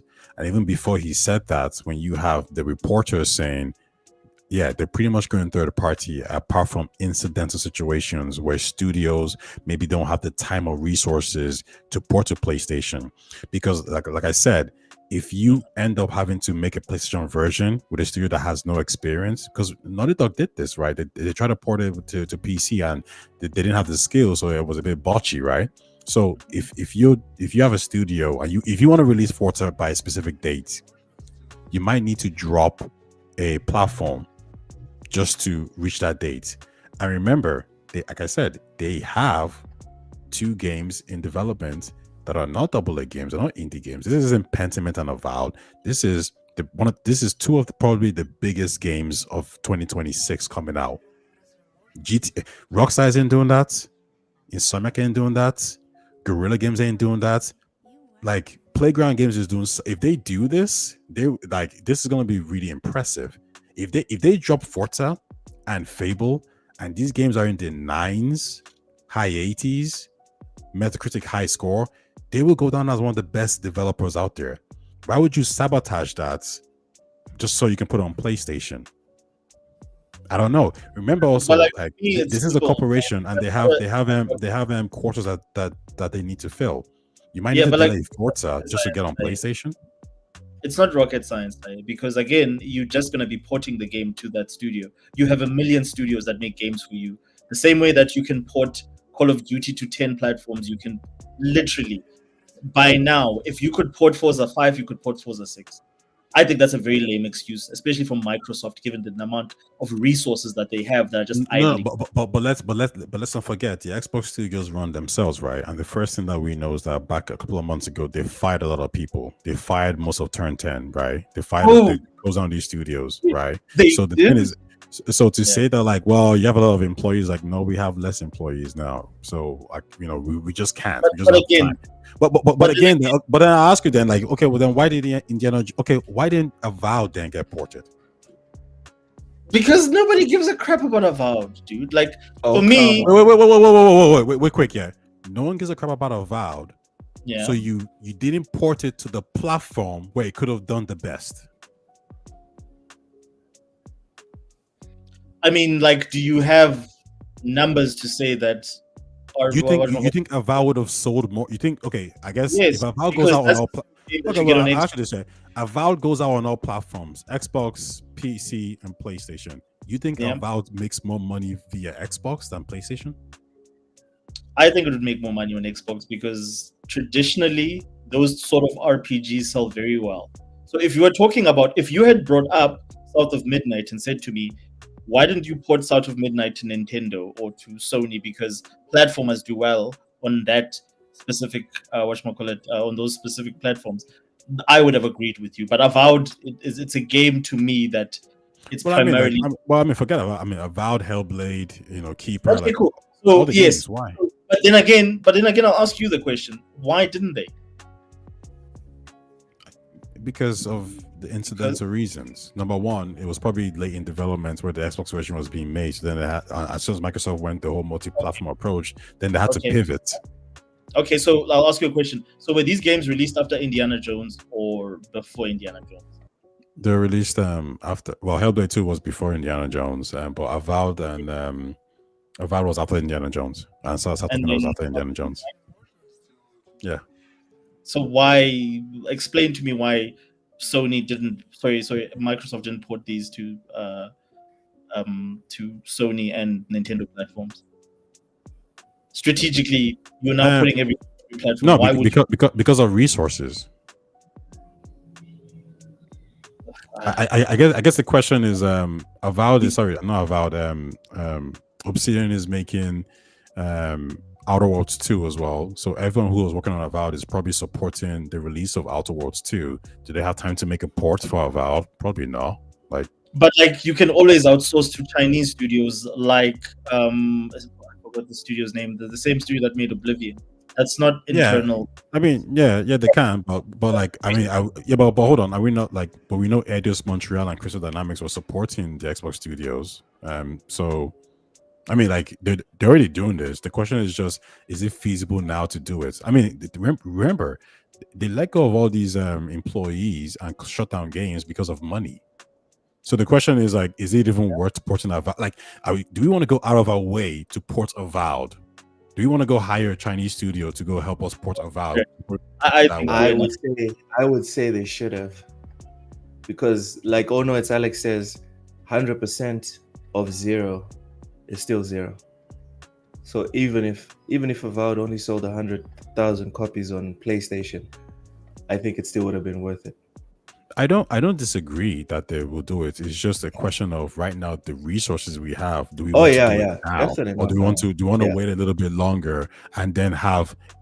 We have no idea if the Obsidian team is actually helping in supporting number one, Grounded 2, because it's much bigger, right? It's a bigger team, so that's number one. Number two, is the Obsidian team helping with Fable? Are they helping with Forza Horizon? Right, we know Coalition. Maybe Coalition was helping those other studios as well. Also maybe they did outsource it, but we're just not aware. Yeah, all these things could literally be happening. Maybe the team that it got outsourced to. Hold on, because we're not, humans are just humans. We're not machines.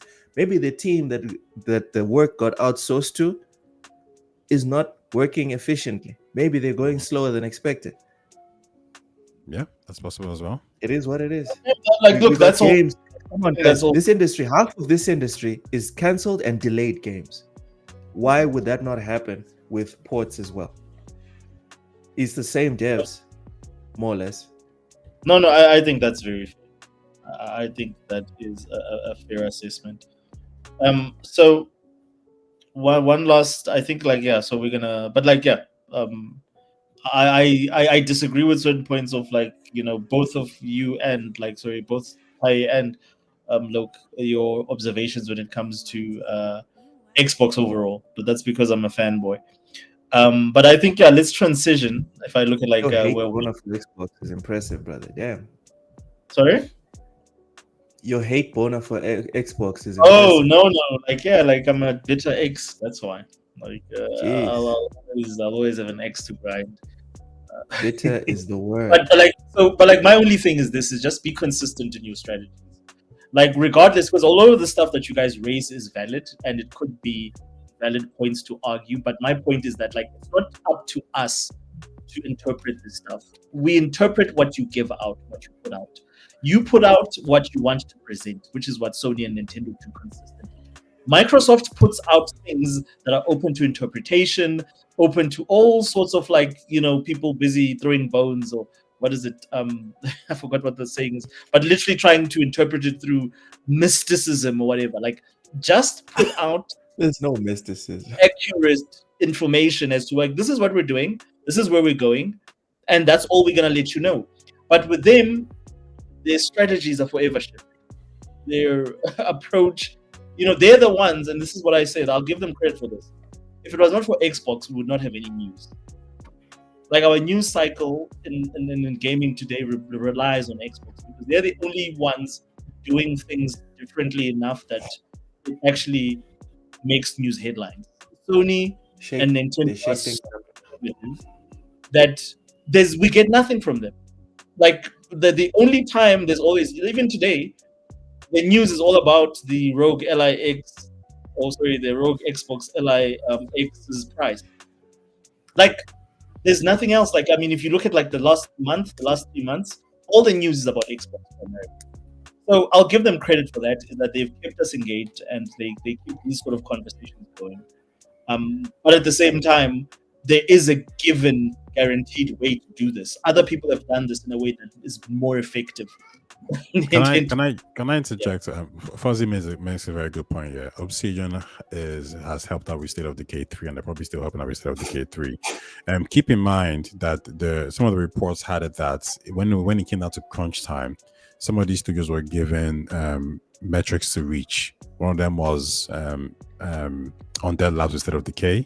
The other one was the guys at Elder Scrolls Online Studios, ZeniMax Online Studios with the game Blackbird, and the next one was Rare with Everwild. Everwild didn't reach their metrics, so the game got cancelled. Blackbird didn't reach its metrics, so it got cancelled too. And apparently, State of Decay 3 was on the chopping block and nearly got cancelled, but they reached their metrics. They probably reached their metric because it was probably simple, that it was probably easier for someone to say, "Hey, listen, we need support to reach our metrics, unless we're going to get canceled, everyone's going to lose their jobs."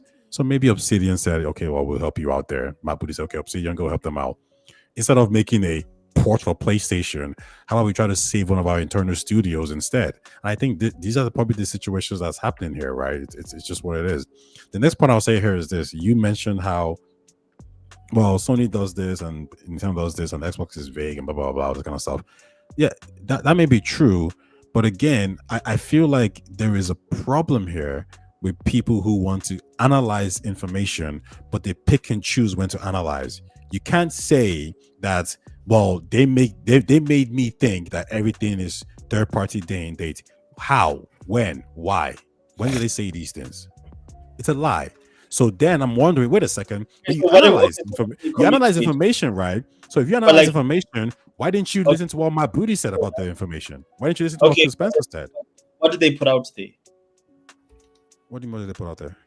So what was the official communication in terms of like, what is Xbox's policy on multi case by case basis, and they never ever talked about day one. These are just assumptions and reaches that we all make. Like when I was talking about, guys, a Ghost of Tsushima and all these other PlayStation games will go to PC, I'm reaching. There's been no news, no official communication from PlayStation saying this. But then, if you look at their past behavior with what they've been doing recently with their exclusives, no one can sit there and look me straight in the eye and seriously say, "Oh no, Ghost of Tsushima is not coming. God of War is not coming." It's like, come on, bro, relax. Oh, right? Okay, fair enough. So the only acceptable reach that can be made, at least this is my opinion, the only acceptable reach is to say that the games will go to PlayStation. Okay, that's the only acceptable reach. Now, bitching about when it goes to PlayStation, there's never been any communication about that. Sony made a comment in one of the investors' calls about how no, we're doing exclusives. We're doing our own thing. A few weeks later, Horizon Lego was announced by Nintendo. People were like, "Wait, what?" Like, I was like, "That's a bit like you said something literally different in the investors' call, man. You tripping?" Fast forward, they said, "Well, we know that third parties, our Lego studios are doing this and that. We're putting it to different platforms. We're gonna keep doing what's good for us." Out of nowhere, Helldivers 2 announced for Xbox. Like everyone does these things. They kind of just do what they want to do when it fits them. Or at Xbox, it's a little bit more, we have to kind of cry about it a little bit more. But I'm just going to go back to that same point. They never, ever, ever said everything is day one on every platform. If like I said, if you're gonna analyze, and then look at what my booty said, which was literally, yeah, it just depends. That's always been the feedback. It just depends. Yeah. Not booty. Booty. Sorry, I got lost. But I get what you're saying. I get what you're saying. Don't get me wrong. I think like if you ask me, I think it should have been everywhere. Like it would have made sense for everywhere, right? However, when I talk about it makes sense because again, remember what you said to me. Remember what we said when we were having a debate or an argument a while back. Is that Gears not being successful on PlayStation? That's all gonna change when they launch. What is this? Day one. Mm-hmm. Yeah. When they launch this game day one. So for me, that's mixed messaging again.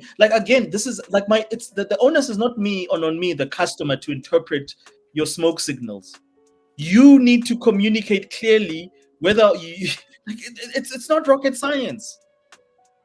Like there's two parts of this. There's the business part of it, which.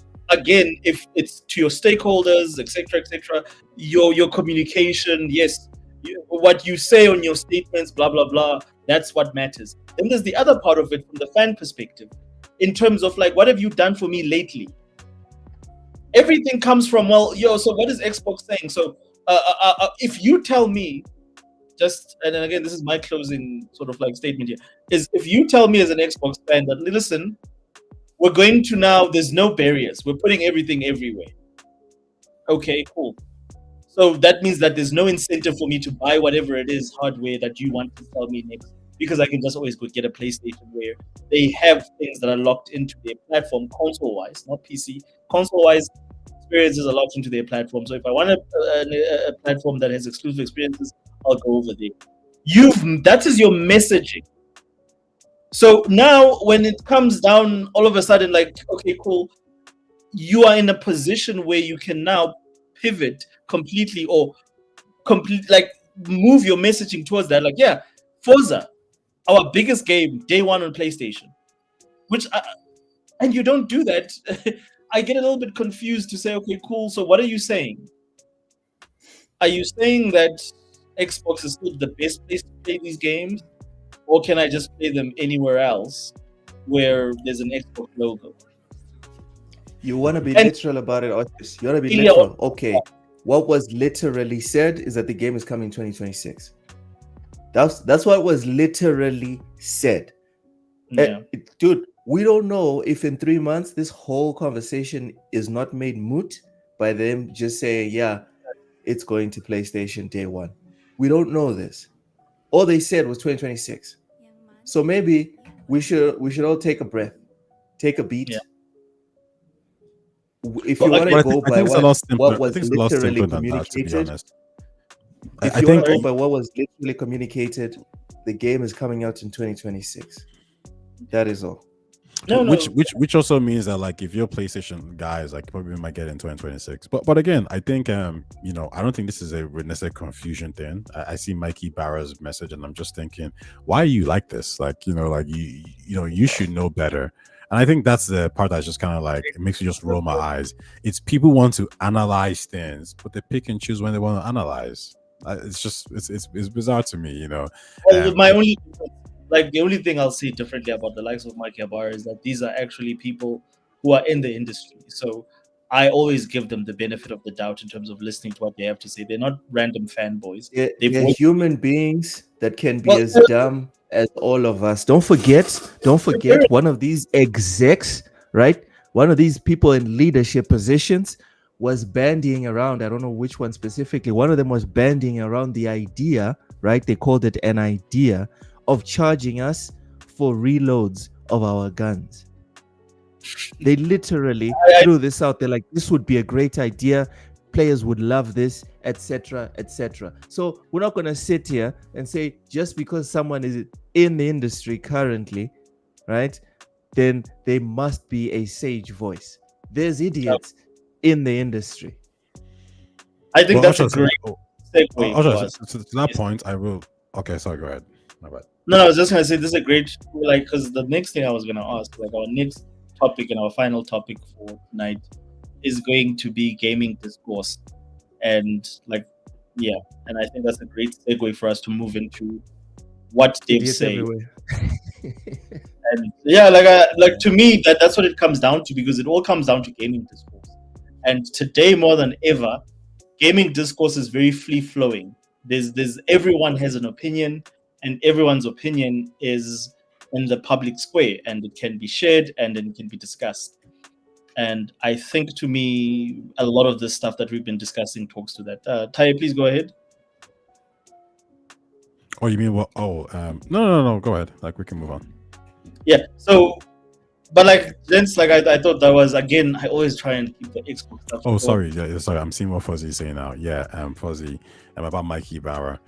When you have a title, it means, you get attention. So we're going to listen to what you're trying to say. However, what we can do is analyze what that person is saying, and then, dissect ourselves if what they're saying is accurate or not. What Mikey Barry is saying is very opinionated as opposed to a business smart decision. He's saying, just put it anywhere. Like, why are you doing this, back and forth, blah, blah, blah, blah, blah. And my response is, they never said they were going to put everything everywhere. So you're already like projecting there. So I can analyze him and say, well, he's projecting and he's just annoyed because, remember, he's the same guy that says, I want it to be this way, end of story. Listen, companies don't have to be this way, end of story. Netflix, for example, they obviously do. They put everything on their platform day one. However, they started to dabble here and there in movies. K-pop Demon Hunters is in the cinema, right? You could check it out there. Maybe it's limited. Now, if that was Mikey Bauer, he would be saying, well, why are you doing this? Why are you confusing me? Now I'm just, my mind hurts so much because I don't know if something's going to be in the cinema or not anymore because you did it this time and that time. What's going on? It's like, bro, shut the fuck up. Like, it's not that deep. Like, it's like, just play, just enjoy. Just take it easy. Like, it isn't that deep. So, like, his comments are just very emotional as opposed to anything else. That's it. Anyways, yeah, we can move on to something else. Go ahead, man. Okay, cool. So what I was going to bring up next is gaming discourse. And like, I think this is in light of what's been happening recently, specifically comments by a specific executive that runs a specific company that makes a specific game called Borderlands 4, and his engagement with the audience. And of course, recent conversations that we've had about like the current discourse that is still seemingly still going on around culture wars. Is that still a thing in gaming? Are we still in the culture wars? Is this still relevant for us to talk about? Or is this over? Like, has this not been resolved already? So that's the first question. The second question is, what about devs? Why are PR teams allowing devs to communicate openly with players if there's going to be backlash for the organizations? Hello? Are we talking about the protagonist from Sucker Punch? Is that who we're talking about? No, not necessarily him, but like, how many cases like that, Loke, have happened in the last time? Oh, sorry. So it's a her. Ghost of Yote protagonist is a her. Okay, fair enough. Ghost of Yote protagonist, but also like so many other incidents that have happened in gaming where Avowed, the Veil Guard as well. Yes, Veil Guard is another example. Saints Row is another example that comes to me, or to my mind, because of the like how close that game was. Money, power. Yo, volume's a bit high. Sorry, a new video loaded. Damn, what's this? Yo. All right, Oshis. Okay. That's a pretty good trailer. Why, guys, don't get this. Please do not let the big Numi distract me. Toxic substances beyond I don't know why Oh, it's good. imaginable. You might want to mute the video. Whoa. Look at that chest. Do as I say if you want to live. guys. Please keep your mind on the subject. I'm trying to mute you. My mind is right behind Whoa, it. whoa, whoa, whoa, whoa! Right. EA just got bought by a Saudi investment firm. Bullshit. This guy bringing more bad news. Bullshit. There's no way. I don't see it. Okay, I'll Google it as well and see if I can share it. Bullshit. Oh my god. Oh my god. $50 billion. Oh, you guys want to transition to that topic? Christ on a stick. That's his screen. Let's see if I can share that. Exclusive. With a B, bro. That is nuts. Let's see if I can navigate this. Now we know why Microsoft never bought EA.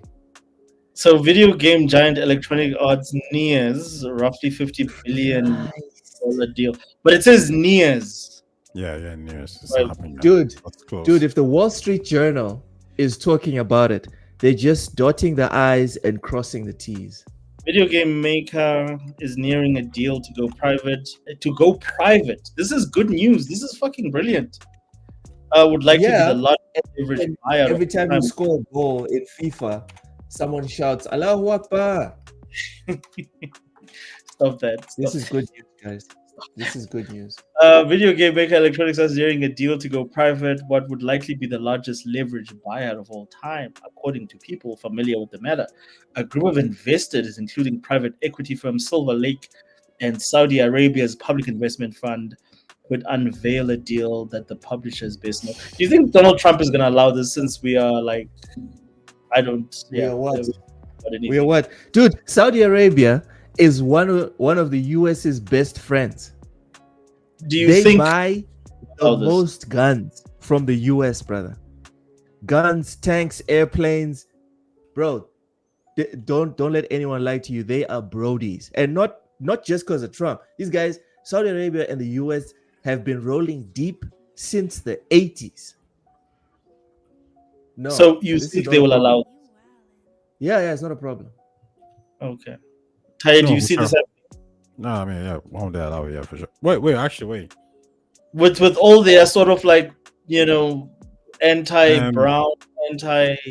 No, I think they're very okay with acquisitions and mergers, and I think if you're Saudi and you grease Donald Trump's palms, I think he'll put it through for you.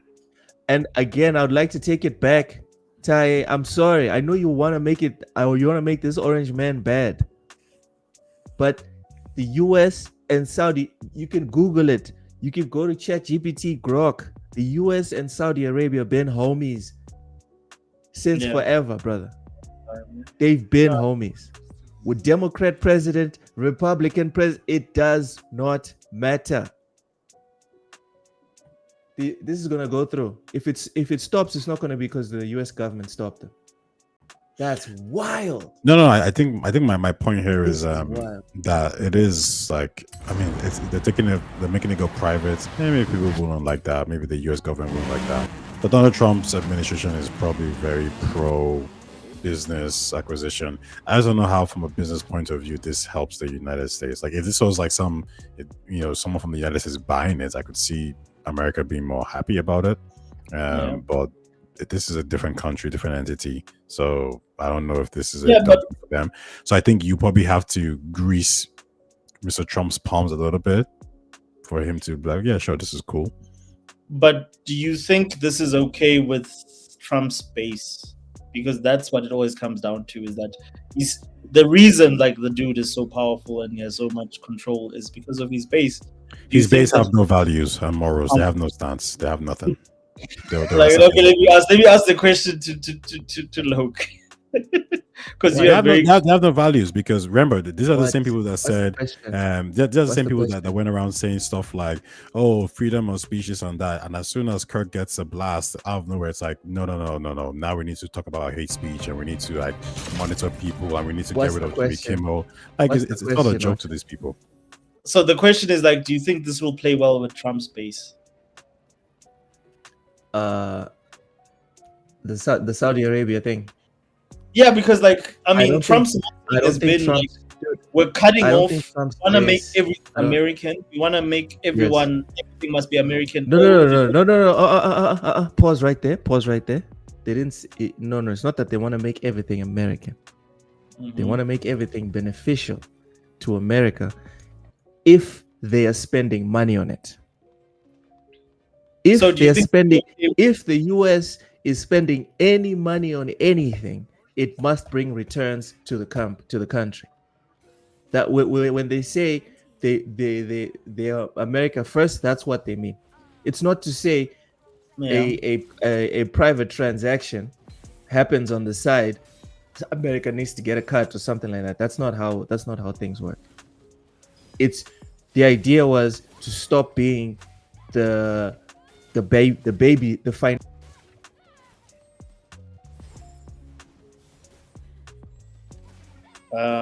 Did I lose Loke?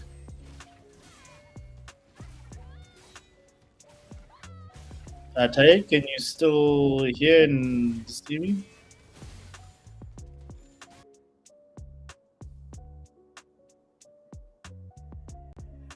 Okay, there we go. I think we're back on. Okay. Sorry, I lost. Yeah. I know you didn't lose me. You removed me, brother. It said there at the top that you've been removed by the host, but you're still in the broadcast. Sorry, man. I'm trying to fix the video. I'm trying to get like a different video. My bad, bro. And why is she dressed? I thought we agreed you're gonna put your custom naked suit on for the stream. Anyways, I think the video glitched. Like I had to add another video.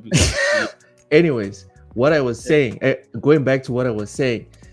It's always been about business. The idea with the whole America First thing is if the US government is going to spend money on anything, whether it's malaria in Africa, whether it's dams in South America, whether it's schools in Vietnam or whatever, they need to see they need justification for how the US benefits from every cent spent into whatever project that's not in the US.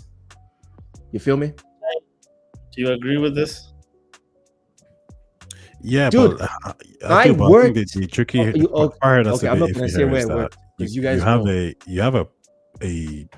American company being bought by a different country. I don't know if that plays out well, even for like I said, Trump's base they have no values, but they wouldn't like that. They wouldn't like the fact that like this is an American-grown company that all of a sudden is being bought by, brown people, who have. That's exactly my thing. Is that these people, how many times have they gone on TV to say that like, those are bad hombres. Yeah, put it like, in theory, it shouldn't play well with that kind of base. But the problem is, like I said, his base has no values, so it really doesn't matter. Like if he signs up on something, like it is what it is. Loke, what's your retort, bro? I'm not here to defend Orange Man bad, dude. I don't care. I don't say anything. I'm not saying defend Donald Trump. Do you believe what Ty is saying in terms of like the fact that like he's okay, fine. Hold on. Let me finish typing here. All right. Oh my god, I can't believe I have to be fucking typing. I could just be playing video games and talking to you guys. Now I have to be up here typing. Yes. The Saudi fund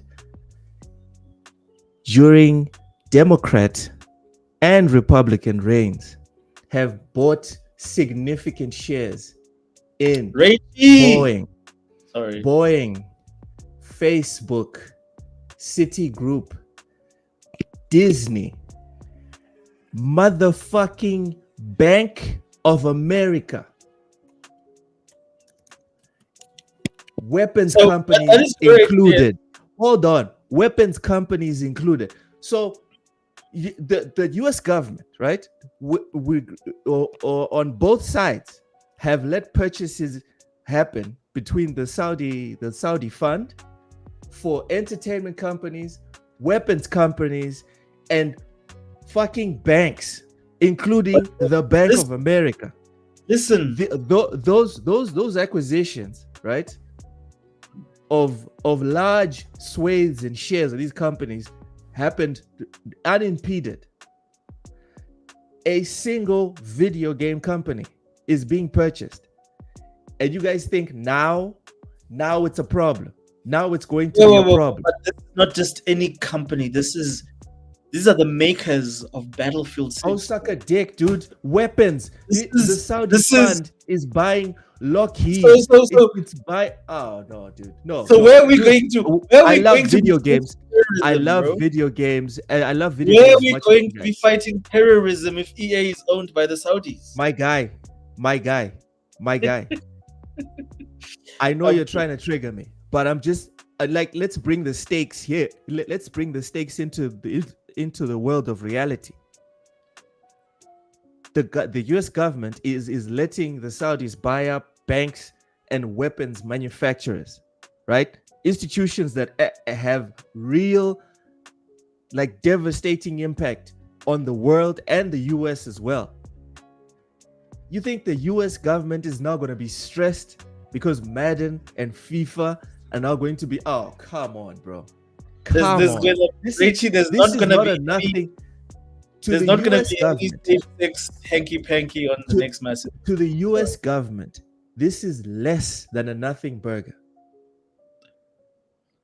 And don't come to me about this business of, no, it's Trump's people. My guy, I just randomly looked it up. Are we going to now have to go into specifics? When was Boeing bought? Was it a Democrat? Was it a Republican? Okay. When was Lockheed bought? When was Facebook bought? When was Citigroup? Come on. Wait, what are you talking about? Like this is none of these politicians have spines. Wait, look, sorry. Who owns Facebook and Boeing and all these other companies? Citigroup, who owns them? You said the only reason this is gonna go through is because Trump and his people are gonna get money. I never said that. That's what you said. I never said that. Because they have no principles. Trump's base does not have morals. Basically, they don't have. It's not morals. Why do they not have morals? Because they're gonna let this purchase go through. This quote, Ty, what was the exact word that you said? You said that they don't have principle. What is it? We were talking about this potentially causing a problem with Trump's base because one of the things that he pushes is America first. American owned, all this kind of stuff. And I'm saying that this is this is an American company that's being bought by a different government. Government that is very different culturally from them. So the question is, for the people who are Trump's base, who are very America, freedom, and Saudi Arabia is very, very different. Would they like the idea that one of the American companies, one of the biggest video game industries, entertainment-wise, is being bought by a conservative group of people that is actually a government, people who are very skeptical of the government? That's the question. The question is that, of course, they wouldn't really like it, but then Usher's question was, would they be angry? Like, would this cause problems? And I said, no, probably isn't going to cause problems because they don't have moral values. If Trump says something is cool, something is cool. End of story. Do you believe that's what I'm saying. But then look, then you brought up all these things like low-key. Wait, hold on, wait. Then you brought up things like low-key and Facebook or whatever, all that kind of points. Those points aren't relevant. I'm saying they have moral values. No, hold on. I'm saying those points aren't relevant because they're not being bought out. You can buy shares. Of course, you can buy shares. Tencent buy shares in different companies. Scopely, so if you want to point to me to an acquisition that is maybe controversial. In 2023, I'm pretty sure Trump was not in charge. In 2023, a California-based mobile games company, Savvy Games Group, which was bought by the Saudis. Who's Savvy Group? I don't know what that is. Okay. Okay. Now we're gonna move the goalpost to no. It's not the company. No. Stop. I'm not moving any goalposts. Watch it. Watch the goalpost. They can buy studios and publishers and all that kind of stuff. Yeah, but to be very clear, the purchase of EA, in the same way from a regulatory point of view, 77 billion on ABK caused the freaking FTC to investigate. A 50 billion purchase will probably make EA the second biggest purchase. Also, not just purchase, but remember, Microsoft is a public listed company that's American owned. This is being purchased. This is probably the second biggest video game purchase ever, and it's being purchased by a government. Yes. So we successfully moved the goalpost to another stadium. Okay. No, we did. No, like I mean, I get what the first point of contention, quite literally, was they're buying a video game company. No. Wait, Saudi Arabia can literally go buy a company that is worth freaking 1 million. No one gives a shit. If you want to go buy EA, the biggest publisher one of the biggest publishers in the West, EA, that's worth 50 billion. That is going to raise flags. Yes. I would grant it if, when you made your original point, the issue was that the scope of the company that's being purchased, but your issue was that it's an American company and full stop. That's what you said. What are we doing? As soon as I debunked it, do you really believe that? Be honest. Do you really believe that my point was that a sovereign wealth nation like Saudi Arabia can go buy a freaking studio that has 10 employees and that's going to be a problem? Like what we spoke about, like, okay, didn't have 10 employees, they bought it for 5 billion. But let's go back. Let's go back to yesterday. I would like to avoid putting words in people's mouths or inferring what they think. I would like to start taking what people say and then believing and trying to understand exactly what they said. Because this business of someone saying something and then you infer something else because of what you looked at what they said. You didn't literally take what they said. You inferred something else. That's what got a motherfucker shot 2 weeks ago. So what I'm saying is that you literally said the problem was that these people, the mega crowd, have no morals. All they ever said was America this, America first this, America. Now an American company is being bought by the Saudis, by the brown people, and they're not going to say anything because they have no morals. At no point was the scope of the company ever brought up. As soon as I brought up an equivalent purchase, suddenly it's about size. Hold on. Okay, but now that I've explained to you in detail what I meant. Now that you moved the goalpost, you win the argument. No. Forget that. I remember. No, there's no win because I'm not addressing your point. Can you now address my point, which is that a 50 billion purchase is happening from a different government, and that might cause some problems and flags. I'll address it as soon as you concede the point. I ain't conceding shit. That your whole point. I ain't conceding shit because that wasn't my point. That was my point. I ain't conceding shit. Okay. I'm gonna the fact that you think a 5 billion purchase is equivalent to a 50 billion. I didn't say it's equivalent, Ty. You said it's equivalent. You literally said equivalent. I didn't say it's equivalent. You literally said equivalent. I'm gonna mute Ty. Okay, so I'm gonna give Ty a chance to go, and I'm gonna give you a chance to go, Loke. So I'm gonna start with you, Loke. Make your point, and then I'm gonna let Ty go. Simple. It's very simple. Ty said the issue was that the mega crowd has no morals, right? So they're not going to have a problem with this, even though it is an American company being bought by the brown people. That is where he stopped. That was the entire argument. As soon as I brought up an equivalent transaction in terms of a brown company literally bought an American gaming company when the Republicans with no morals weren't in charge, right? That did happen. Now the issue is not just that it's an American company. Now it's no. It's an American company plus Here's an added qualifier. And with this now, my point is made. Okay, so but like I'll okay, I hear what you're saying. So just to sort of like, because some of the points that Taya made to me, like just to sort of like give context. So he made it clear that like this is EA, the biggest gaming company or top fact. 5 After the fact. So okay, cool. And then the company that you mentioned is a far smaller company, almost like irrelevant in terms of size compared to EA. Just 5 billion. What is your counter to that? Like no. Again, Oshus, when we're playing football, I win the game, and then you grab the ball, then you start running with it under your arm, saying, no, now we're playing rugby as well, and I've now scored a touchdown. You know what? You win.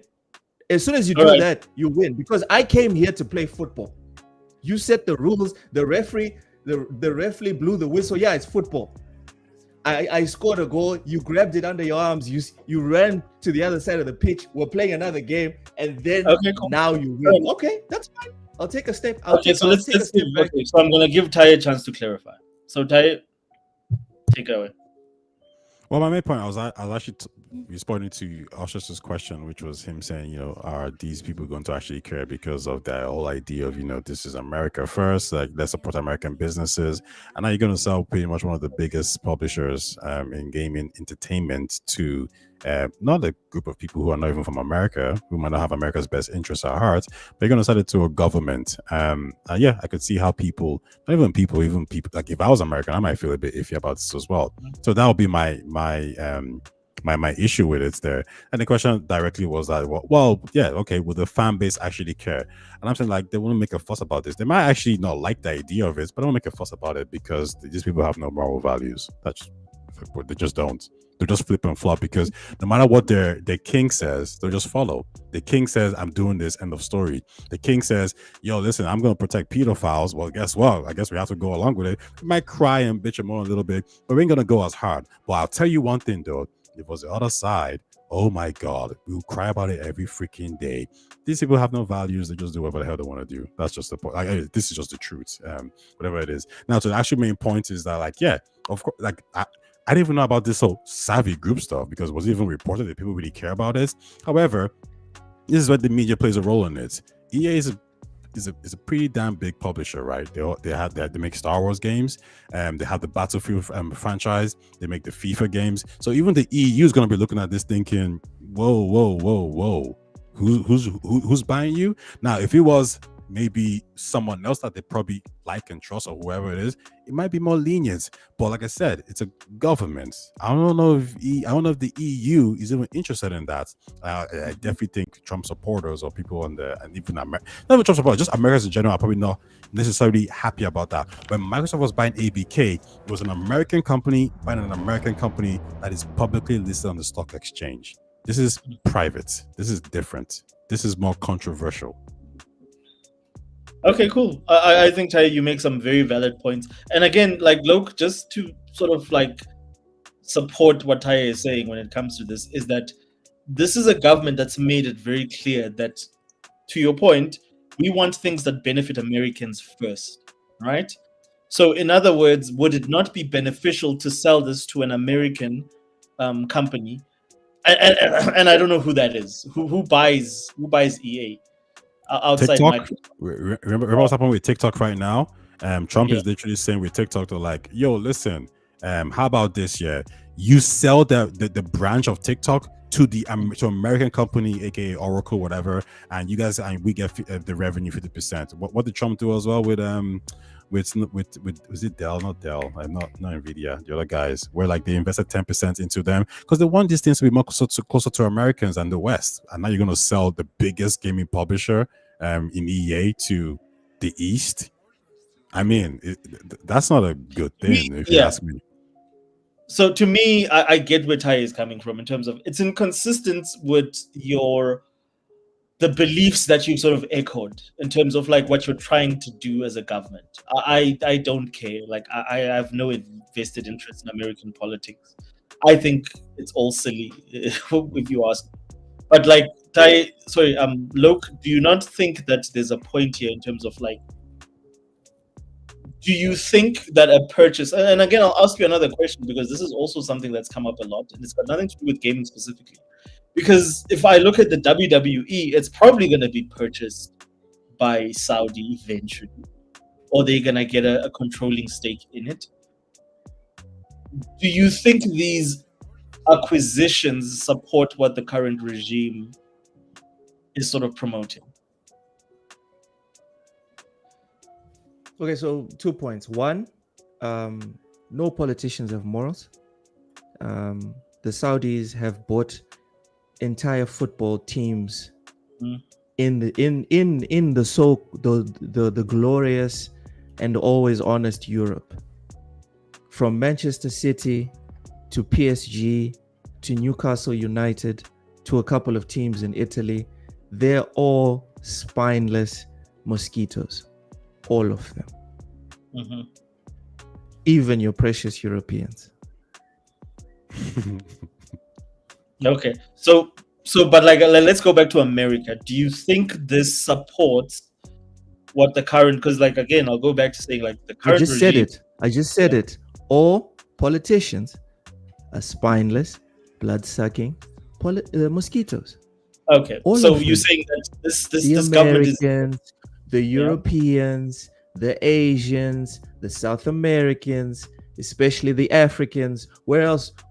Australia. Like, it's a blanket statement. Like, usually I say we should judge individuals as individuals, but politicians over the course of time they haven't earned that level of respect. Politicians are guilty until proven innocent. Okay, as far as I'm concerned. So you think that Donald Trump's base will be comfortable with EA being sold to Saudi Arabia, and that deal going through? I wouldn't go that far. I don't know. Like Taya was alluding to, his base is not happy about the whole Epstein thing. They're not happy about that. There's been some infighting. There's a senator that's fighting for his life to keep the vote now in the midterms, because there's other contenders within MAGA. If I'm not mistaken, I think it's the guy in Tennessee, if I'm not mistaken. So they're not pleased. They're displeased, right? Okay. But what happens? The only person that was perfect to walk this earth was Jesus Christ, and they killed this nigga. Okay, so to expect any politician, whether it's Trump, whether it's whoever it is that Ty thinks it's perfect, there's no one that is ever going to have a 100% character like model, or like display 100% of consistent saintly behavior. There's no one that's ever done it. There's no one that will do it in politics. Does that answer your question sufficiently, Oshis? Yes. Well, it gives me a perspective of where you come from. I'm an extremist when it comes to politicians. I'm an extremist. I have no sides. But Ty, I think when it comes to a base, there are certain things a base can tolerate more than another, like base, wherever that base is, right? So, for example, I think the people who are really upset with the deportations, for example, even though the Democrats deported as well, but people who are really upset with the deportations in America, for example, would be people on the left, the Democrats, right? They don't like that because that irks them more. Whereas the right would be more happy with it. Whereas, for example, the left also, they like things like, I don't want to say freebies, but they like, government support of, with of healthcare, food stamps, all these kind of things. And the right's a little bit more irritated by it. So there's certain things you can do to irritate your base. When Trump did the whole Epstein thing, his base was the one that was pushing that, and out of nowhere, when they didn't get the response they wanted, they're not too happy about that, right? They're still going along because it's Trump, but you can tell that they're irritated about it. So when it comes to things like maybe pushing American businesses, because that's what Trump has been saying, we're going to bring the businesses back, we're going to bring manufacturing back, everything's about America. I think to sell one of the biggest publishers in any industry, for like whatever that is, to a different government, not a person, to a different government, it might irk them. Now, will this news catch them? Will they know about it? It depends how much huff and puff people make about it, right? Obviously, Trump is very good at deflecting, making a conversation about something else. It's probably not going to do anything. But my main point isn't really, is this going to go through or not? The main point was really just, would his base like the idea of a foreign government in the Middle East that was also involved in 9/11, full of brown people who have a completely different religion than us? Do they like the idea of them buying an American-owned company that is the biggest in the world? The answer is like one of the biggest in the world. The answer is obviously no, because Europeans would even like it really too as well. But I think because his base is very focused on themselves and America doing well and great and all these things, it will irk them more. So, but like Loke raised a very interesting point about the fact that politicians are widely accepted to be corrupt, including European politicians. So if we look at because they he's call right, it lobbying. They call it lobbying in Europe and America. It's not it's only corruption when we do it, but when they do it, it's lobbying. I agree with you. So, so the one point I want to raise to you, and this is regarding it's not necessarily ethics or ethical practices, but he brings up a point that these guys were happy to do business or take Arab money in other deals in other industries. So what's different here? Aside from the fact that, of course, for me, the first thing I recognize is that the president for the first time is the president that's an extremist, in the sense that he's sanctioned people randomly just because he disagrees with, I don't know, the fact that how you guys wear your hair, whatever. He's randomly sanctioned. So, do you think, though, his observation is correct of the fact that money is money? The West has always taken Arab money before. What makes this worse? Look, am I correct in saying that or phrasing it that way? Yeah, you're incorrect.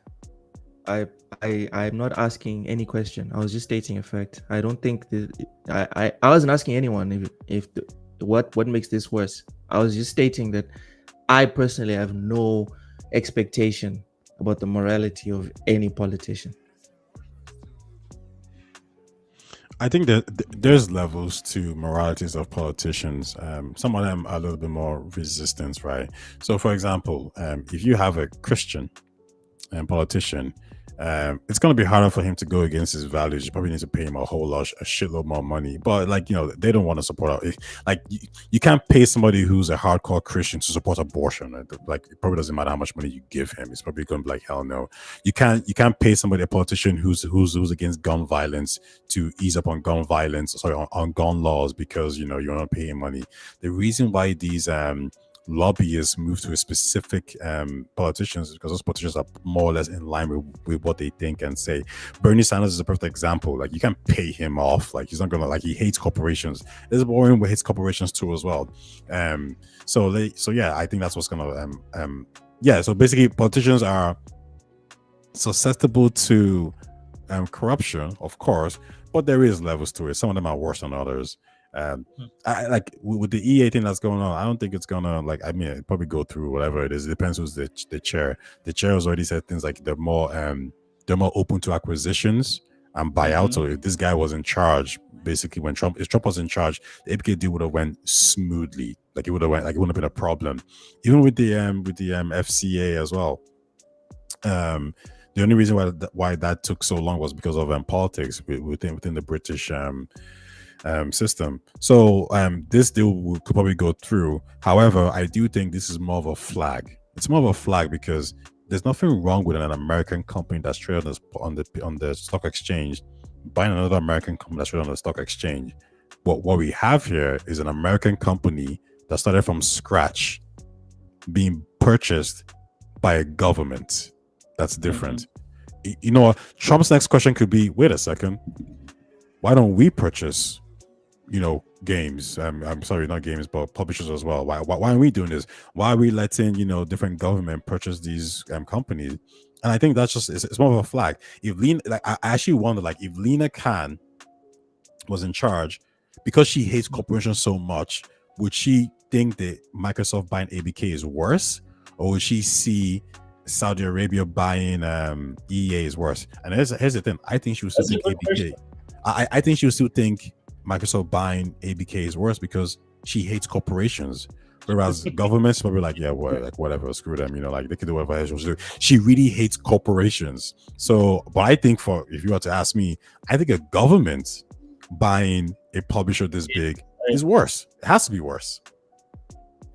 So Luke, I've got a question for you. So outside your beliefs around what's moral and what's not moral, and what you believing that politicians are corrupt, do you think this would be a good thing for EA if they got purchased by the Saudi empire? That's the first question. I'm going to follow up. Would it be good for EA? I guess it depends. Yeah. I think it would be good for them. Again, past performance usually informs future results, and I'll use the football analogy. The Saudi fund has bought about 3 or 4 football clubs in Europe, and also around the globe. But the ones in Europe specifically, Saudi Arabia and Qatar, these clubs have been elevated to, oh my God, that was noisy. All the clubs that were purchased in the last 5, 10, or 15 years since the purchases have become world-class institutions. All the way from grassroots recruitment to the highest levels of the professional game. So, Jesus Christ. Just what are you doing? My bad. There's notifications coming through. Sorry. Just silence the phone. If I was to use their past performance in other endeavors that they've, pardon the repetition, endeavored in, then it's a safe bet, in my opinion, that they're not going to buy EA to sit on it. They're going to buy EA to pump a whole bunch of money on it, and then maybe we might get away from Andrew Wilson's desperate penny pinching. Maybe instead of EAFC, the Saudi fund is going to go talk to FIFA, and again, right, just to show the levels of corruption everywhere, FIFA has handed Saudi Arabia a World Cup. It'll be a piece of cake for the people responsible at EA to talk to their buddies who have been wetting the hands of the FIFA officials, right? To go and talk to them again and be like, yo, can you talk to your gaming division? Let's sort this out. Let's get FIFA and EA back together and sing Kumbaya. Maybe then we can get the game back together as like a full name or brand or whatever, because FIFA's been gone, right? They're trying to find a partner to make a game with. They went to Konami. They saw that Konami's just shitting themselves with their terrible e-football thing. So that's one positive. Another is maybe, who knows, maybe they hire the best people to evaluate the market, evaluate the dead IP on EA's books, and be like, guys, we have so much just sitting there. Let's get this show on the road. Let's make these games that were forgotten. Let's make remakes. Let's make sequels, and stop EA from just being the Battlefield game, the FIFA game, and the publisher of that game. What's his name? The guy that made It Takes Two and Split Fiction. There's a good chance that's probably yeah. There's a good chance that the Saudi fund will inject that type of life into EA, considering what they've done with all the other organizations that they've invested in. Rach is funny. He says, I'm just waiting for Oshos' PC to shout, I'm going to take it to Sai. Wait. You'll be surprised. Like, I've got like a few videos that overlap into some weird shit, Rach. That's why I'm like carefully trying to like select what I'm putting on while these guys are speaking. Okay, that's fair enough. Tai, do you think that Luke makes valid points there? So, what was the question? Well, I'm basically just following what Luke said. Like, he's basically saying that like EA would be better if the Saudis took over versus what we're getting now. Basically, yeah. I think there's pros and cons. I think I read something like this is going to be financed by debt. So, and that's so the problem there is that they're already going to be under pressure to start making back money sharp. So that's number one. But number two, I think it just depends who's doing the buy-in.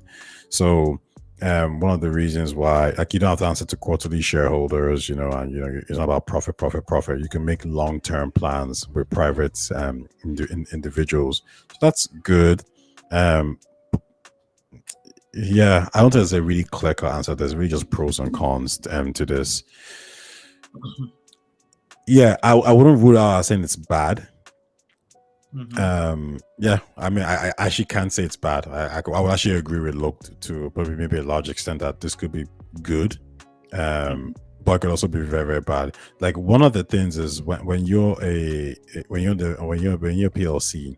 if things goes bad, you're more likely to let go of the CEO or restructure in a specific way, right? Like, there's outward pressure that we can all see. We can all see the finances, we can all see the reports, we can see the details. Same thing for Ubisoft. You can see like the revenues falling down and it's going less and less and less. And you can probably see how long the games are being developed for. All these things like Assassin's Creed Shadows has 5 million players. They have to tell the shareholders this information. Sony does, Nintendo does, Xbox does. All these things that Xbox does, like, 3 million players now for this. Game Pass numbers, console sales. This is the joys of being, a public listed company. We get all this information. When you're private, you get nothing. Like, nothing whatsoever. They can make long-term plans. They can make short-term plans. They could. I mean, don't get me wrong. They can't outright lie to you about certain things, but it's just less transparent. So just understand that, like, if we support private companies, we're basically saying like that we want less transparency. Pros and cons, again, it just really, really depends. Like, Steam is private, right? So, and they're one of the best. So there you go. However, I've just got one pushback against not what you're saying, Tai, against the whole thing about like, okay, now it's going private, it's going to the Saudis. I look at the relationship, and this has got nothing to do with gaming, but I look at the relationship between the WWE and them announcing that WrestleMania 40 something, I don't know, like I've not been following WWE for a while, but as an old fan and just looking at the responses of the community, is them announcing that, okay, we're taking WrestleMania to Saudi Arabia. The next WrestleMania is happening in Saudi Arabia. And I look at the fans and their responses. The majority of American fans were opposed to that. They felt betrayed. In fact, if you go and you look up WWE going to Saudi Arabia right now on YouTube, 90% of the creators, the first thing that you're going to see, it's betrayal. We've been betrayed. Like Triple H has sold out. Vince McMahon. The corporation was never your friend. Microsoft never rubbed your tummy. Sony never gave you a foot rub, and Nintendo never kissed you on the cheek when you went to school. You're absolutely it's right. Ones and zeros. Well, all they care about is the results for the next quarter. No, correct. If you're bitching about a company being soulless, heartless, betraying you, you are the guy at the strip club who thinks she actually likes you. Richie says, that's you. Into a Saudi prince. He sounds like a Saudi prince. You think she cares about your hobby. You actually think that when you leave, she's worried about how you're going to do at work tomorrow. You're that guy. That's all I have to say. Fair enough, but again, a lot of people are that guy, unfortunately, Luke. This is how people vote. They are that guy. They stand people. They become fanatics. That's where the term comes from, being a fanatic. there's a lot of people who have a lot of buying power that fall into the category that you just sort of like, So spread them cheeks and be very generous with the lube.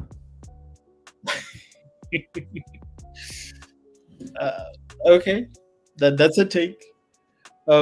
So one point I just want to make before I loop this back to Tai is that I do believe that the concerns, as a WWE fan, I would be concerned if, like, for instance, and I'm not talking about gaming and EA, as someone that was a WWE fan, correction, I would be concerned if, like, for instance, Saudi Arabia bought out the WWE. And not now, back maybe 10 years ago, when I still cared about the WWE, because of the fact that I understand that the product would change from how the women are presented, because that's an important, again, to Taya's point, this is not a company. Are they going to do a burqa fight? Are they going to do a burqa fight? That's like, when the females have to go to Saudi Arabia to perform, there's a whole bunch of like standards and things that are set up for them, like they can and they can't do this. So once this company is now fully owned, once EA is owned by by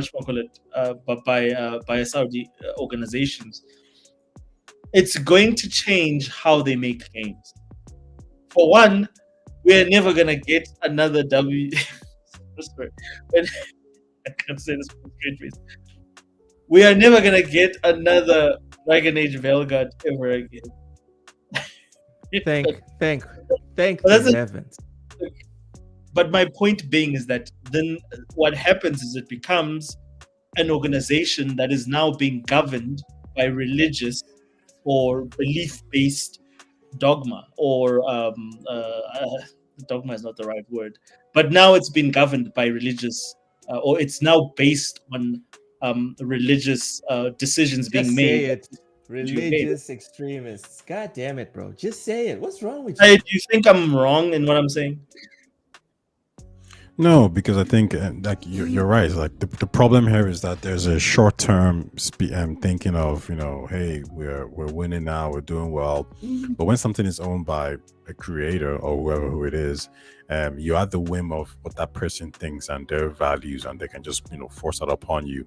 When something is publicly listed, like a PLC, right, like an EA, what happens is they have to amend to the people and to what makes money. That's why there's a level of accountability, but you can make a very long-term plan if you have ideology and you own something and it's a long play. So, for example, you could be a controversial an individual, and you want to maybe interject your policy or your views into society. Well, you don't have to worry about money, right? Because all you just keep pushing and funding or stories that views. And eventually you start to change society slowly but surely. So this is a problem that you can get with these kind of operations. Like, let's say, your microphone is muffled. Yeah, your microphone is giving out, bro. Can you guys hear me? Is it better? Yep, much better. Yeah. Like, let's say it's like a Nigeria, for example, right, or China, or Saudi, or Canada, or even like the United States. Like, you guys even know this yourself, right? When the Western woke ideology became dominant in American media, because we consumed their media, we were affected, correct? Our shows were being changed, our characters that we love were being changed. Now, because there's a financial situation going on here, and once the woke thing starts to die down, it isn't as profitable, you're going to see a reversal back to maybe what we want, or etc. However, if it was owned by a private individual and their philosophy or their goal is, no, woke is the best, I don't give a shit if I'm losing money, I'm going to push it on down your throats no matter what, well, then you're going to end up with a situation. Star Wars is another example, right? Disney became woke, as you want to call it, and everything became that they made became woke. Now, unfortunately, because they are bound by the society and they're a publicly listed company, they have to bend to what we want, which is make to make more money.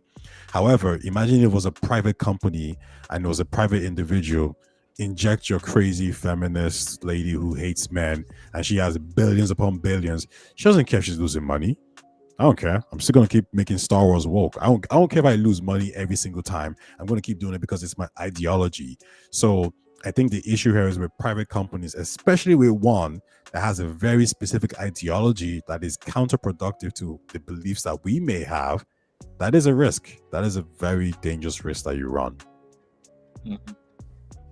But like, I mean, look, those are very valid points, bro. Is that like, yeah, I agree. You endorse because football, like you made football examples, and the problem with football is that football, like, the content is the same regardless who the ownership is. But in gaming, the content changes depending upon who the person in charge is. Like, I mean, again, we've seen transition. Guys, don't we like diverse storytelling? Get ready to stop playing Battlefield as the dude bro Marine. Haven't you guys ever wondered what it's like to play as the liberation fighter against the United States?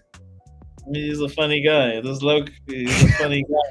Haven't you guys ever wondered what it'd be like to play a game where you have the AK-47 and you are invading Europe? Come on, guys. Everyone has fantasized about this at some point. No? Maybe, no? but what if from a hypothetical point of view, you switch things up, right? That's number one. But number two, what if they remove all female characters in the game? Women with guns? Can't be precise. Like to your point. Like to your point. The only women only hear women. You only hear women and then see like black figures with eyeballs. So right? Yeah, that sounds diverse. That sounds interesting, guys. The new stories. Let's have us 50 years of these different diverse stories. Let's do this. So there's this lady who plays for some reason she gets all the roles now. Of like if there's an Arab militant or military woman, she's the chick. She's super hot. She's got that Maya Khalifa nose. She's from The Boys. I'm sure you guys know her. Yeah, I know. She's in all the Call of Duty games, all the Modern Warfare games. As like she's part of like the counter-terrorist / allies to like Soap and all those guys. You know exactly what I'm talking about. Like, I'll get a video of her. So you're not gonna see her in those games anymore because of the fact that, like, regardless which side she's on, according to the belief system, she's not supposed to be on the battlefield, in my understanding. I might be wrong. The chat might correct me. Yeah, I might be ignorant. You know what? I'll even go further, Oshus. I'll tie this into what we were talking about earlier, or like recent events that's happened. When you have a company that is beholden to the people, and that those people embrace free speech, it means you can get diverse stories, diverse opinions, and things can change on the fly, and that's good, right? The question is, would you rather have a game come out based on free speech of expression, and obviously like the beholden to us, or would you rather have that game be owned by a government that does not like free speech and hates free speech and cracks down on free speech? The question then becomes, if we love free speech so much, why are we rewarding countries that hate free speech, who can then force their own version of their restricted views on free speech and culture on us via entertainment? This isn't just them making a TV show, movie. I know this why. This is them hijacking a product that has been homegrown here in the West, and they're saying, now we're going to change it because we don't like the way it's going that way. Why would we want to give a company that chance, or sorry, a government that chance? Products are not free speech. This goes on to you, please. Products are not free speech. No. My point is, why do we want to reward a company that hates free speech and can take a country that hates free speech? Yeah. Jesus, the volume. And again, Ty, free speech and selling products are two different things. Like it would be, to me at least, it would be tantamount to being offended that Saudi Arabia bought, I don't know, Coca-Cola or Pepsi or Dr. Pepper. It is a product. It is not free speech. Sure, baked into the product, it can produce expressions of free speech, but the product itself is just that, brother. It is just a product. But wait, Electronic art. Okay. Sorry, but like I just art is so sorry. Go ahead, Oshus. Go ahead. No, I just before you continue, because I can see you're leading to a point, and you brought up Coca-Cola, and again, Coca-Cola to me is more closer to your football example, where there's no expression, there's no free expression involved in football, just like in a product. Let's go with Disney. However, in gaming right now, I have Eve running around, busy killing Max in a very questionable outfit in most. Put her in a burqa. Put her in a burqa. So again, my point being, to Taye's point, is that would you see, like, would they not inhibit games like this? They would. And again, they would, Oshus. I agree with you and Taya's point. What I'm trying to say is entertainment, right? Like these are products. EA is a product. Disney is a product. Netflix is a product. There are expressions of free speech that can be baked into some of their products, but those are still products. All I'm advocating for right now is for us to separate, because they are two very distinct video things. Games, would you consider video games art? Do I consider them art? Mm-hmm. Yeah. I mean, art is an expression of like artistic freedom, right? Artistic speech. Like, for example, Stellar Blade is probably an example of a game, that I would say Stellar Blade can be made, because obviously, okay, it's Korea, whatever it is, right? And different games, but Stellar Blade can be made in the West, and Baldur's Gate can be made in the West. When Baldur's Gate goes over to Japan, they don't necessarily want the nudity parts of it because the government doesn't really like that. But I think when you have a government game doesn't want it, the people love it. Yeah, I think when you have a game that's being made by the people, and the people decide what's good, you can find your niche, and then you can make certain types of games, and those games can be an expression of that person's free speech. We look at the AAA industry and we say, we got tired of this big, huge RPG open world games, but a lot of people out there who are able to say, what, I want to express myself and express a certain type of game. So then we start getting smaller games like Clear Obscure, you get indie kind of games. I'm saying that, like, I don't know if a government thinks like that. I think they just think about what's going to benefit us, what's going to push our narrative. So you're 1,000,000% correct. But let's go back to your analogy about art, right? A painting in the Louvre, right, in France. There's no law stopping a painting that is on sale being bought by the Saudis. The Saudis could buy like the nudist painting, just so they can take it home and burn it. There's no law stopping them from doing that. But look, there are. Hold on, let me finish. I wouldn't use paintings. Okay, but you said art. Yeah, but I think the difference here is that paintings are quite static. I would say arts that can kind of maybe that's movable and can cause emotion, like that can evoke emotion, right? Okay. So an artistic vision would be, well, an example would be like entertainment, because the reason why we get so upset at entertainment is because it can actually change our opinions on things and views, right? That's why when people are saying like, well, why did entertainment become left and why are younger kids called left? It's because the entertainment they consume is very leftish, right? Because the people who are working in that industry is very leftish.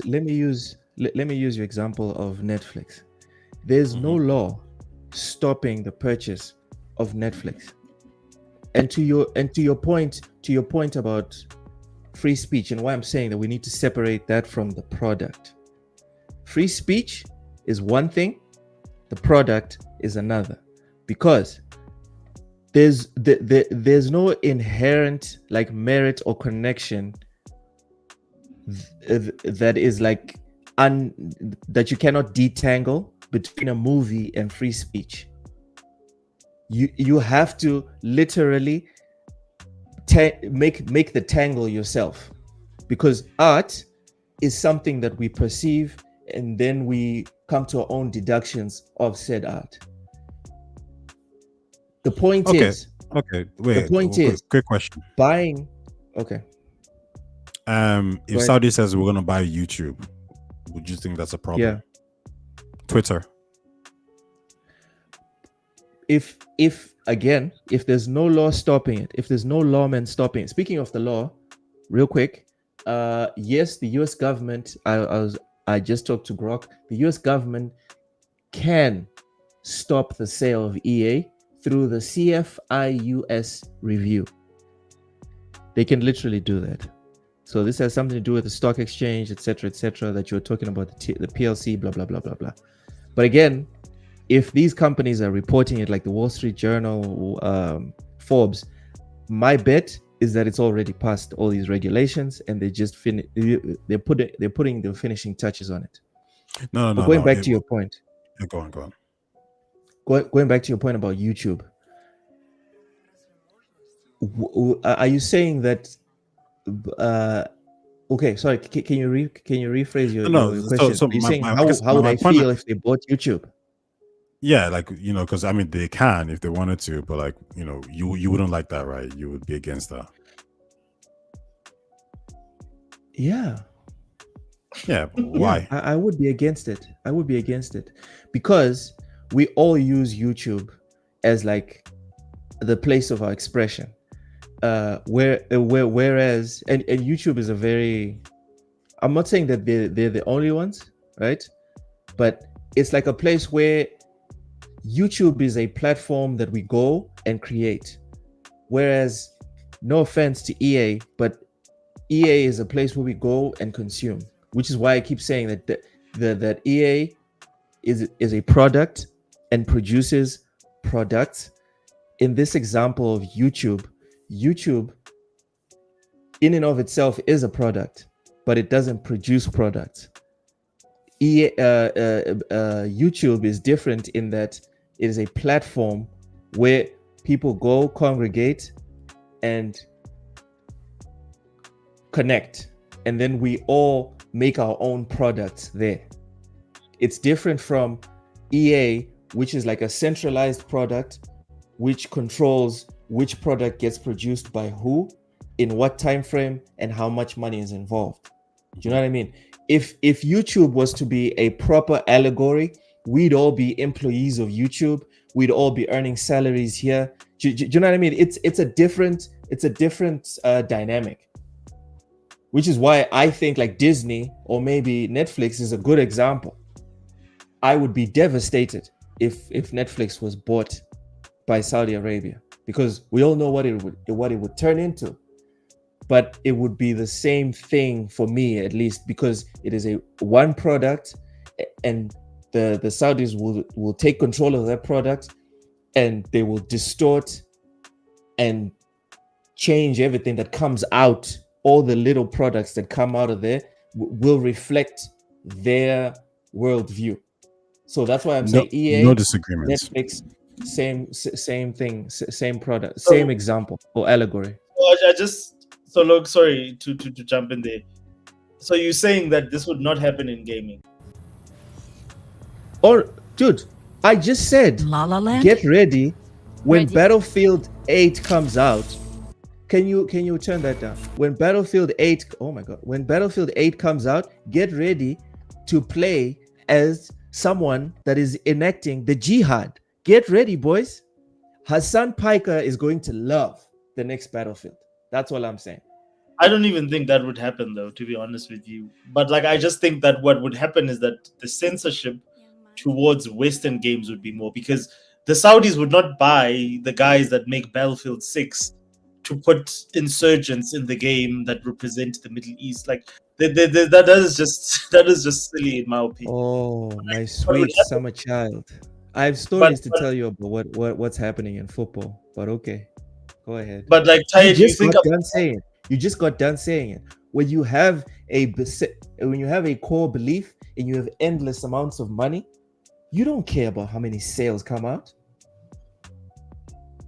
You are the one who said it, Oshers. I don't see it. I'm sorry. Taye, I just want to find out like what your take is on this. I don't think they would change anything fundamentally. Just like with the WWE, they've not changed anything fundamentally, except the things that really sort of like talk to their core belief system. Like, for instance, how women are represented in the product, and certain aspects of that being, and again, to you, and like Taye raised this earlier on, you're the person that advocates for free speech, and actually just sum this down and make it very simple and like, so that we can just get to the crux of it. Do you think I'm saying there's no connection? I'm saying there's no connection between a product and free speech. That's what I'm saying. Okay, so you're saying that someone from the Middle East, like, you know, the Saudi princes buying a product like EA will not affect free speech? No.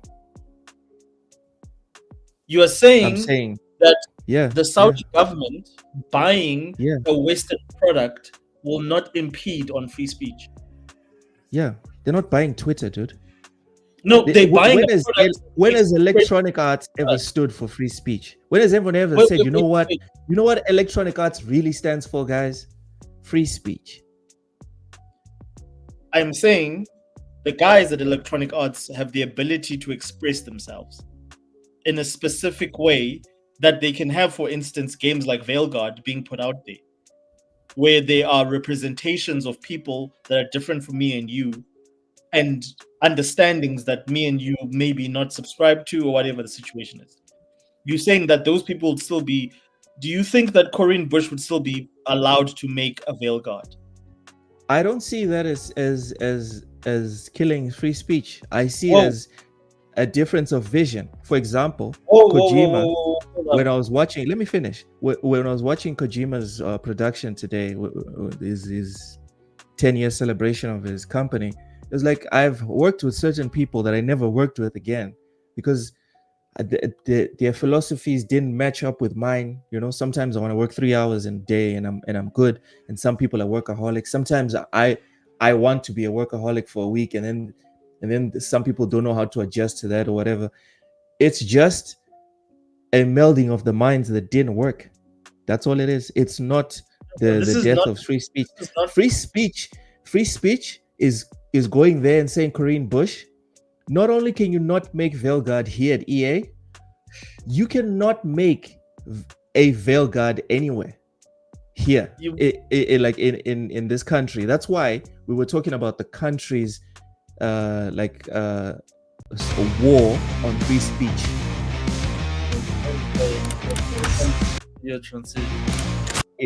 Oh my God. In a creative industry, people are allowed to, and many times, not only clash, but then opt to not work with people that they've worked with before. That's not cancel culture. That's not killing free speech. That's just incompatibility.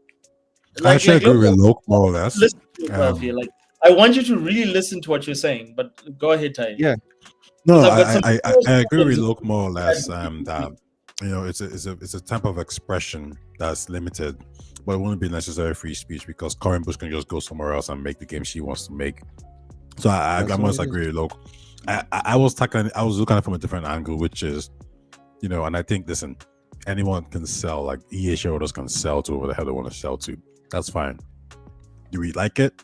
I think the problem here that I'm really more seeing is that when a government that might have, you know, it's kind of like when, you know, Dustborn was being made, and we had all these people say, "Oh, sponsored by the government. Oh, don't like that."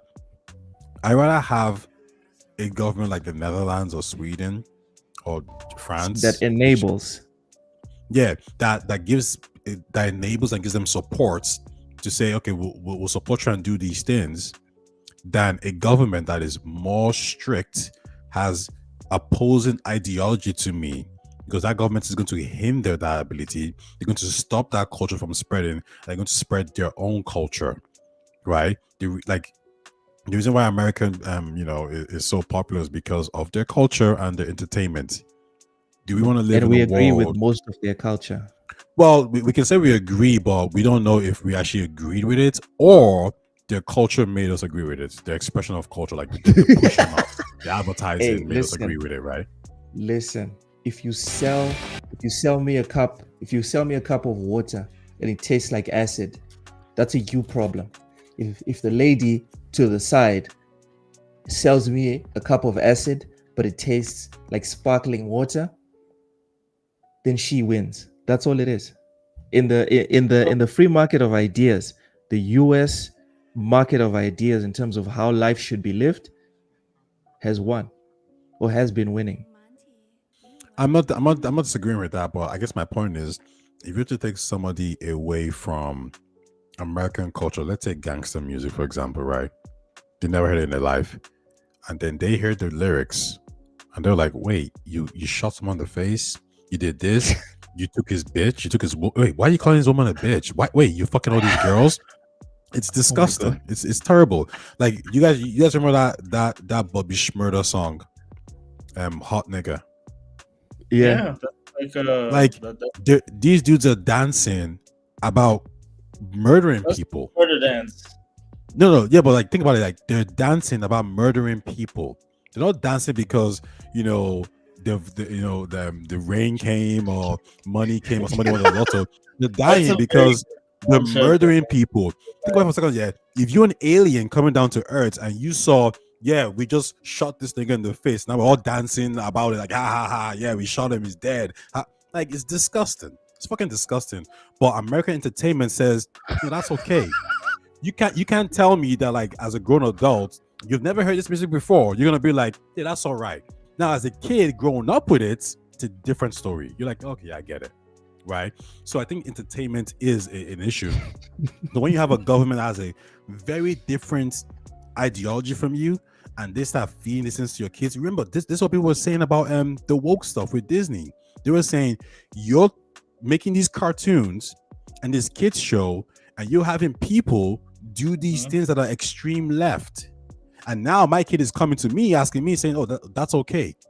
The people coming, the kids are going over to like doctors or whatever and saying, oh, I think I'm this now, I think I'm that now, and people are tying it directly to the media. So again, this can happen. So when you have a government that is, again, opposed to what you think, very detrimental problems, and then they start talking to your kids with games, TV shows, movies. Yeah, you're gonna realize very hard that, like, maybe we shouldn't have been selling these things to these people. TikTok is a perfect example as well. The reason why Trump and those guys actually don't want is because they're saying to themselves, like, no, we think your algorithm is messing up our kids' mind and you're trying to, like, make them stupid. Whereas in your own country, everyone's, getting TikTok videos of science books and all this kind of bullshit. No. We're not having that anymore. We don't want you to poison our minds. Same thing, like, I mean, Loki probably attests to this as well. YouTube, everyone said, was becoming a bit too left. So was Twitter. Therefore, the message being pushed out there was more left, right? So I guess the question is, if we don't like entertainment being dictated by certain people, why would we want it to be dictated by these people who have extremely opposing views to us? No, I mean, I think that's how it would just be no. No, we agree. We agree that that's not what we want. Ty. I was just arguing you, like, the legality and the fact that it doesn't matter which politician was in the White House, this deal was going to get signed. That's all I was arguing. I at no point, dude, when I was talking about who doesn't want to play as like someone that's invading the US or whatever, I was just being facetious. I'm not happy about this, but I'm also not gonna not want to face the facts. And the facts are, this is happening. Like it or not, lube it up, bite the pillow, and see what happens tomorrow. So I'm gonna bring it back to the free speech thing, because I think this is a sore subject. Like, so do you think that a company buying an American company an entity owned by a government from a different value system or a different belief system, buying a company that's American would, again, by just our general acceptance, is the country where free expression and free speech is most prominent. Do you think it's a good thing for that company to be bought out and then controlled by people who have very different value systems, and they have expressed their value systems out in other medias or other forms that they've been involved? Very clearly. Yeah. Do you think that is a positive thing for a company like EA? For them, again, and again, like talking like, do you want to talk about free speech, or do you want to talk about the ones and zeros? So no, I'm talking about free speech specifically. So what Taye said is like, well, I don't think that's got anything to do with free speech. The company being bought because the current Bush can go anywhere else. Fine, but what about expression within this company that is still within the United States? It's dead, bro. It's dead. That's how I see it. That's all I wanted to. Western ideals are dead in EA. As far as I'm concerned, Western ideals are dead. As soon as that ink is dried, and then they officially give us the announcement that it's done. Free speech is not dead. Free speech is not threatened, but Western ideals are very dead. Within that company, including within that specific company, right? Within within that company, yes. Here's something I would actually say.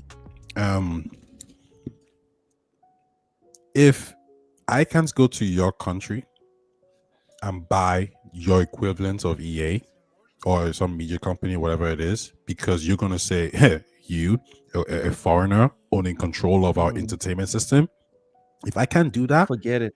You can do that to me as well. No way, Jose. So I'll just say, I think to me that's just my take. Oh, so just run that by me. You're not a spineless. You're not a spineless politician. Point number one, Ty. Point number two. The company is just a company. Even if you owned EA, when that offer is tabled before the shareholders, and you guys have seen enough about acquisitions. It's never, Elon Musk, we want to buy. Okay, Twitter's private, but a publicly listed company. It's not a situation of Ty is the owner, so that's the end of the discussion. No, publicly listed companies, Ty is the owner, but there's a board of at least 12 other people. And it doesn't matter what Ty thinks. If the 12 other people are like, yo, I can see a crazy big parachute with the sale of this company, we're selling. There's nothing Ty can do but bite the pillow and be generous with the lube. Bite the pillow. Okay. That's my point on this one. Yes, Ty, we agree. We don't want this to happen. This is a sad day for whatever it is that remains of Western ideals. It is a sad day. It's dying. There's a company that used to be one of the flagships for Western ideals. Today, we bury EA, or tomorrow, whenever they sign the thing officially.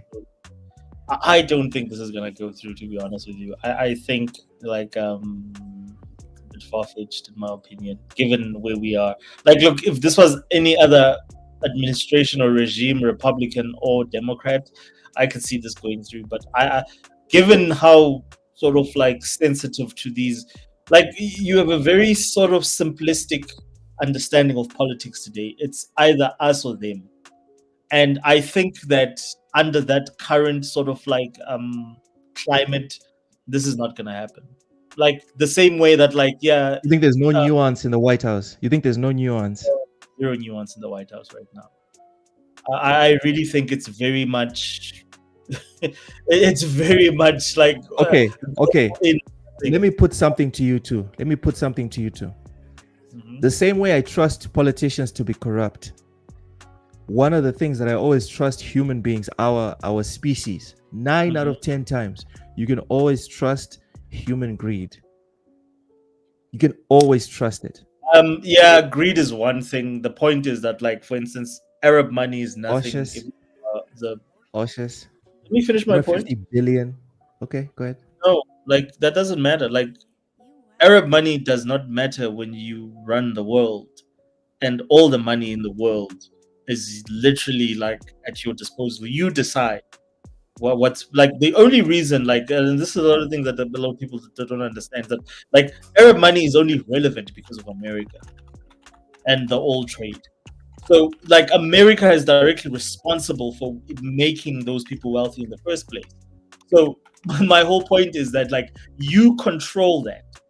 You're the guy that has the hand on that tap. You decide. You can. There's a lot of other terms you can open and close that tap. No one can tell you when. So, I don't think personally. I don't think, given the current climate, I don't think there's like Donald Trump doesn't need that money, to be honest with you. He can make money. Me and Ty agree on this one. Me and Ty agree on this one. Okay.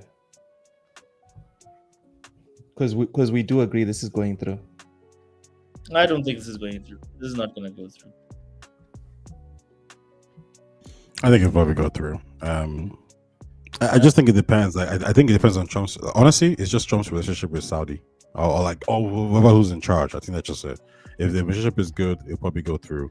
They might ask for some, mitigating things. That they might say things like, maybe we want to participate as well, right? I think Trump has kind of the American government has invested in not Dell, Intel, right? So Trump might say like, well, no, we want 20% as well. Like we want some stake in this. So, it just kind of depends.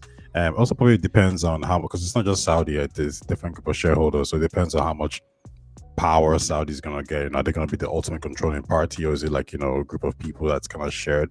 So I think it depends on all these things. It is interesting and it could fall apart, but I'm more in this lane that if they have a good relationship with Trump, it'll go through. Because because everything goes through Trump. If he says yes, it's yes. Wasn't he there Biden recently, says no. Right?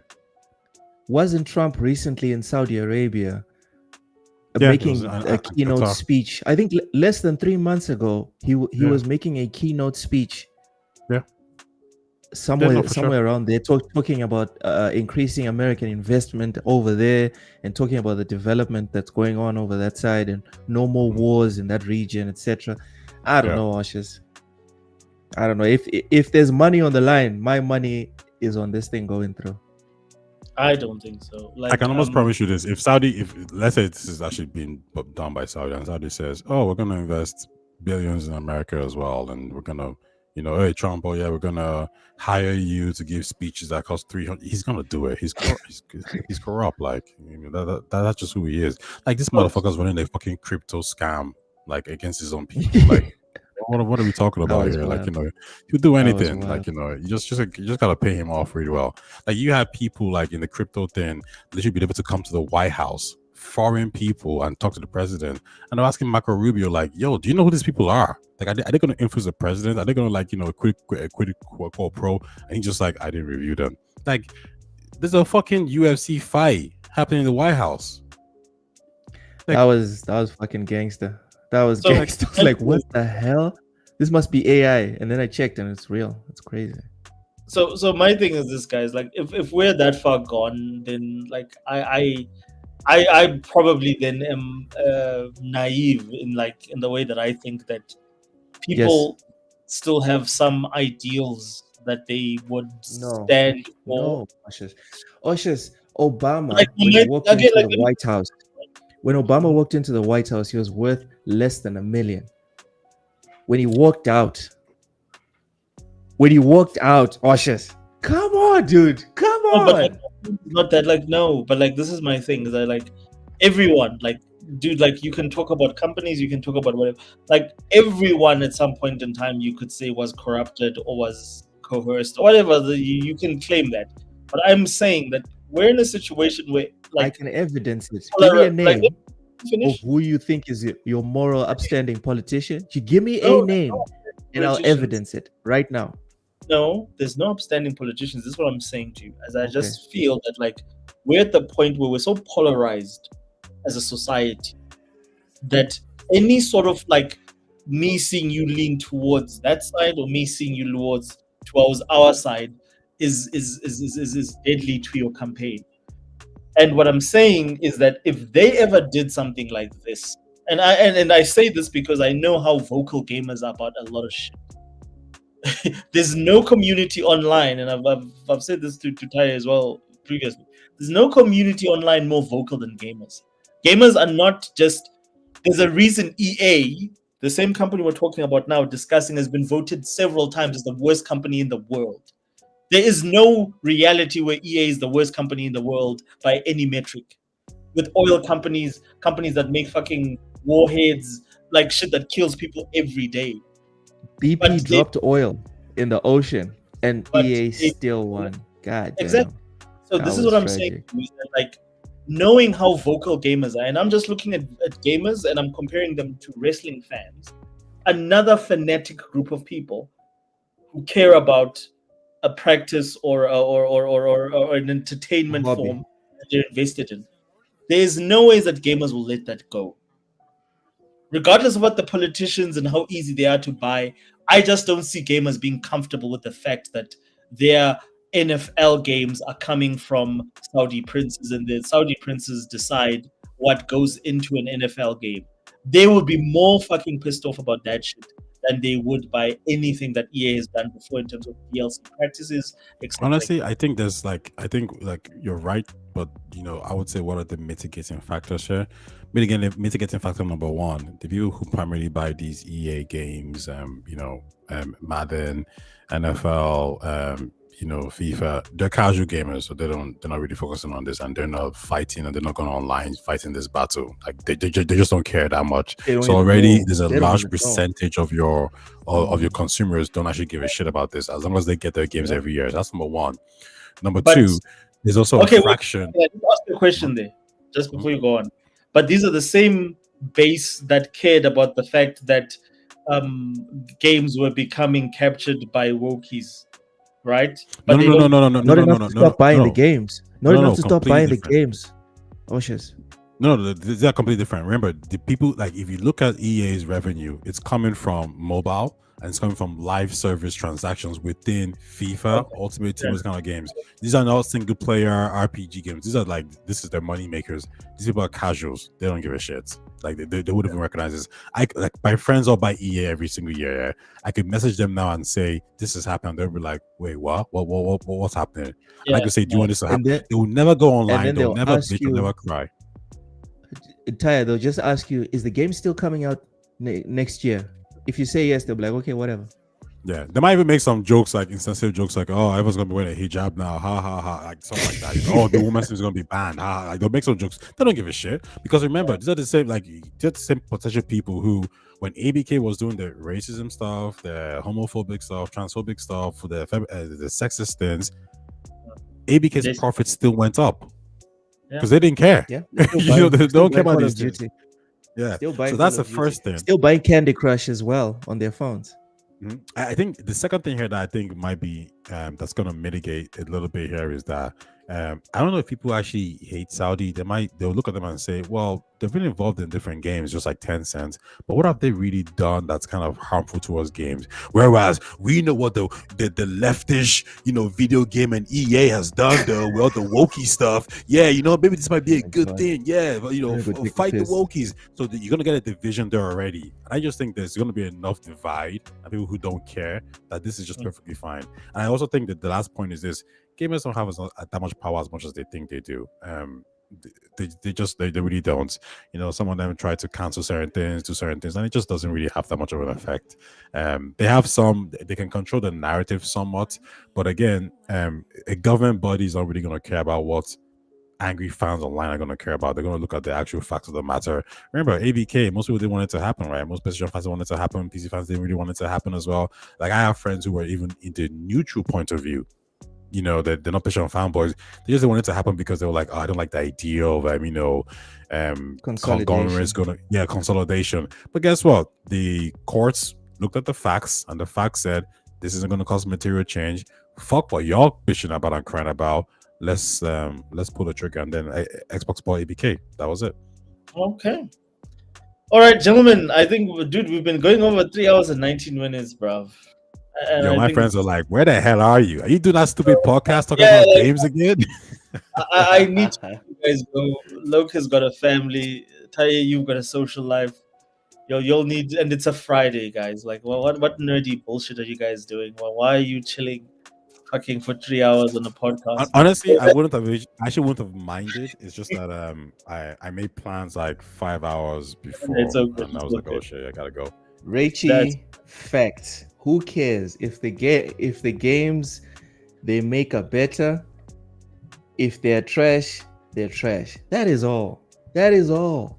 You right. you can find me the wokest game. If it's good, it probably sold millions of copies. Yeah. You can find me the most based game. If it was shit, no one bought it. It is what it is. 50 billion is pennies for them. It's nothing. It is nothing, Fuzzy. So I think, yeah, with that, Look, we're gonna bring the podcast to a close. Thanks again, gentlemen, for coming through with your distinguished opinions. And I think who like Loke, was it you who brought this whole EA thing up? No, Yeah, no, it wasn't me. It was Ty. It was Ty. It that's wasn't Taye. me. Okay. So Taye, you actually you did Loke a solid. This was wish fulfillment for Loke. He wanted to have a political podcast, and I tried to keep it game, and then this Oh, subject, bite me. all the barriers. Bite me. But gents, I like, wanted to talk about Tommy Robertson, but whatever. Yeah, and we can all talk I was, about it maybe tomorrow. So but I don't know why you want to. I don't know like what you saw that you want to talk about, like something bad or something good. It was good, but it was bad at the same time. I'll Okay. sum it up. No. We, we, know we, we can do it tomorrow. We can do it tomorrow. we'll do it tomorrow. Oh, shit. Will you set it huh? up? Will you I set it can up set up tomorrow? anytime. You guys just let me know if you guys are available. Let's Yeah, do we do it. it tomorrow. Okay, but it can't be same time because this time, It's fine. like the time we started today, I'll be doing bull sitting with Yes, the no, I guys know on that. Like, I told Ty that TWS. I have moved your show So to it has Saturday. to be before or after. I'd rather have it before though, so I don't have to go to bed super late. So if we can start at like 4 p.m., is that possible? I'm out Yeah. tomorrow. That's the problem. Like at that time, I can only be God damn available. it. Yo. Let's talk about it tomorrow morning. Okay, I gotta go. Like I'm really All right. late. Ciao. All right, I plug your stuff before you go. Tayetalks here, YET. Okay, yes. See you guys. Have a great one. God I really damn. gotta go. I'm in You trouble. see, Bye. this is the problem with you nerds and chilling on gaming podcasts. Ego. Get the fuck out of here. Look, OG, please plug your stuff, and it was a pleasure to have you. TSWS Gaming. Subscribe. Thank you for having me on, and it was a great time. I hope we get to do this many more times. Love this. You can find me on TSWS Gaming on YouTube. Although I do have my own channel. It's just Loke7 on Kick and Twitch. I've been struggling with my streaming software. Did you pay for Streamlabs or is it free, Oshas? I paid for it, but it's relatively cheap, bro. It's not expensive, and it's so easy to use. I don't live in South Africa. How much is it? I can't remember, dude. But like, it's not even 150 rands, bro. This guy's saying it's super cheap. I don't earn in rands. All right. I don't earn in rands. I depend on the super chats that go into TSWS. Anyways, it's TSWS Gaming. Cancel one subscription and then be able. That's what I did. I canceled one subscription and I was able to get on this. And yeah, like I don't even feel it. Like it's still it's seamless. Like, and I'll tell you this: it's definitely worthwhile. It's worthwhile. Yeah. All right, I'll look into it. Yeah. So TSWS Gaming for gaming talk. If you want my takes on more like political stuff and my other bookmarks on social media, movies, whatever, then it's Loke7, YouTube, Twitch, and Kick. Thank you. All right, guys, thank you for coming through.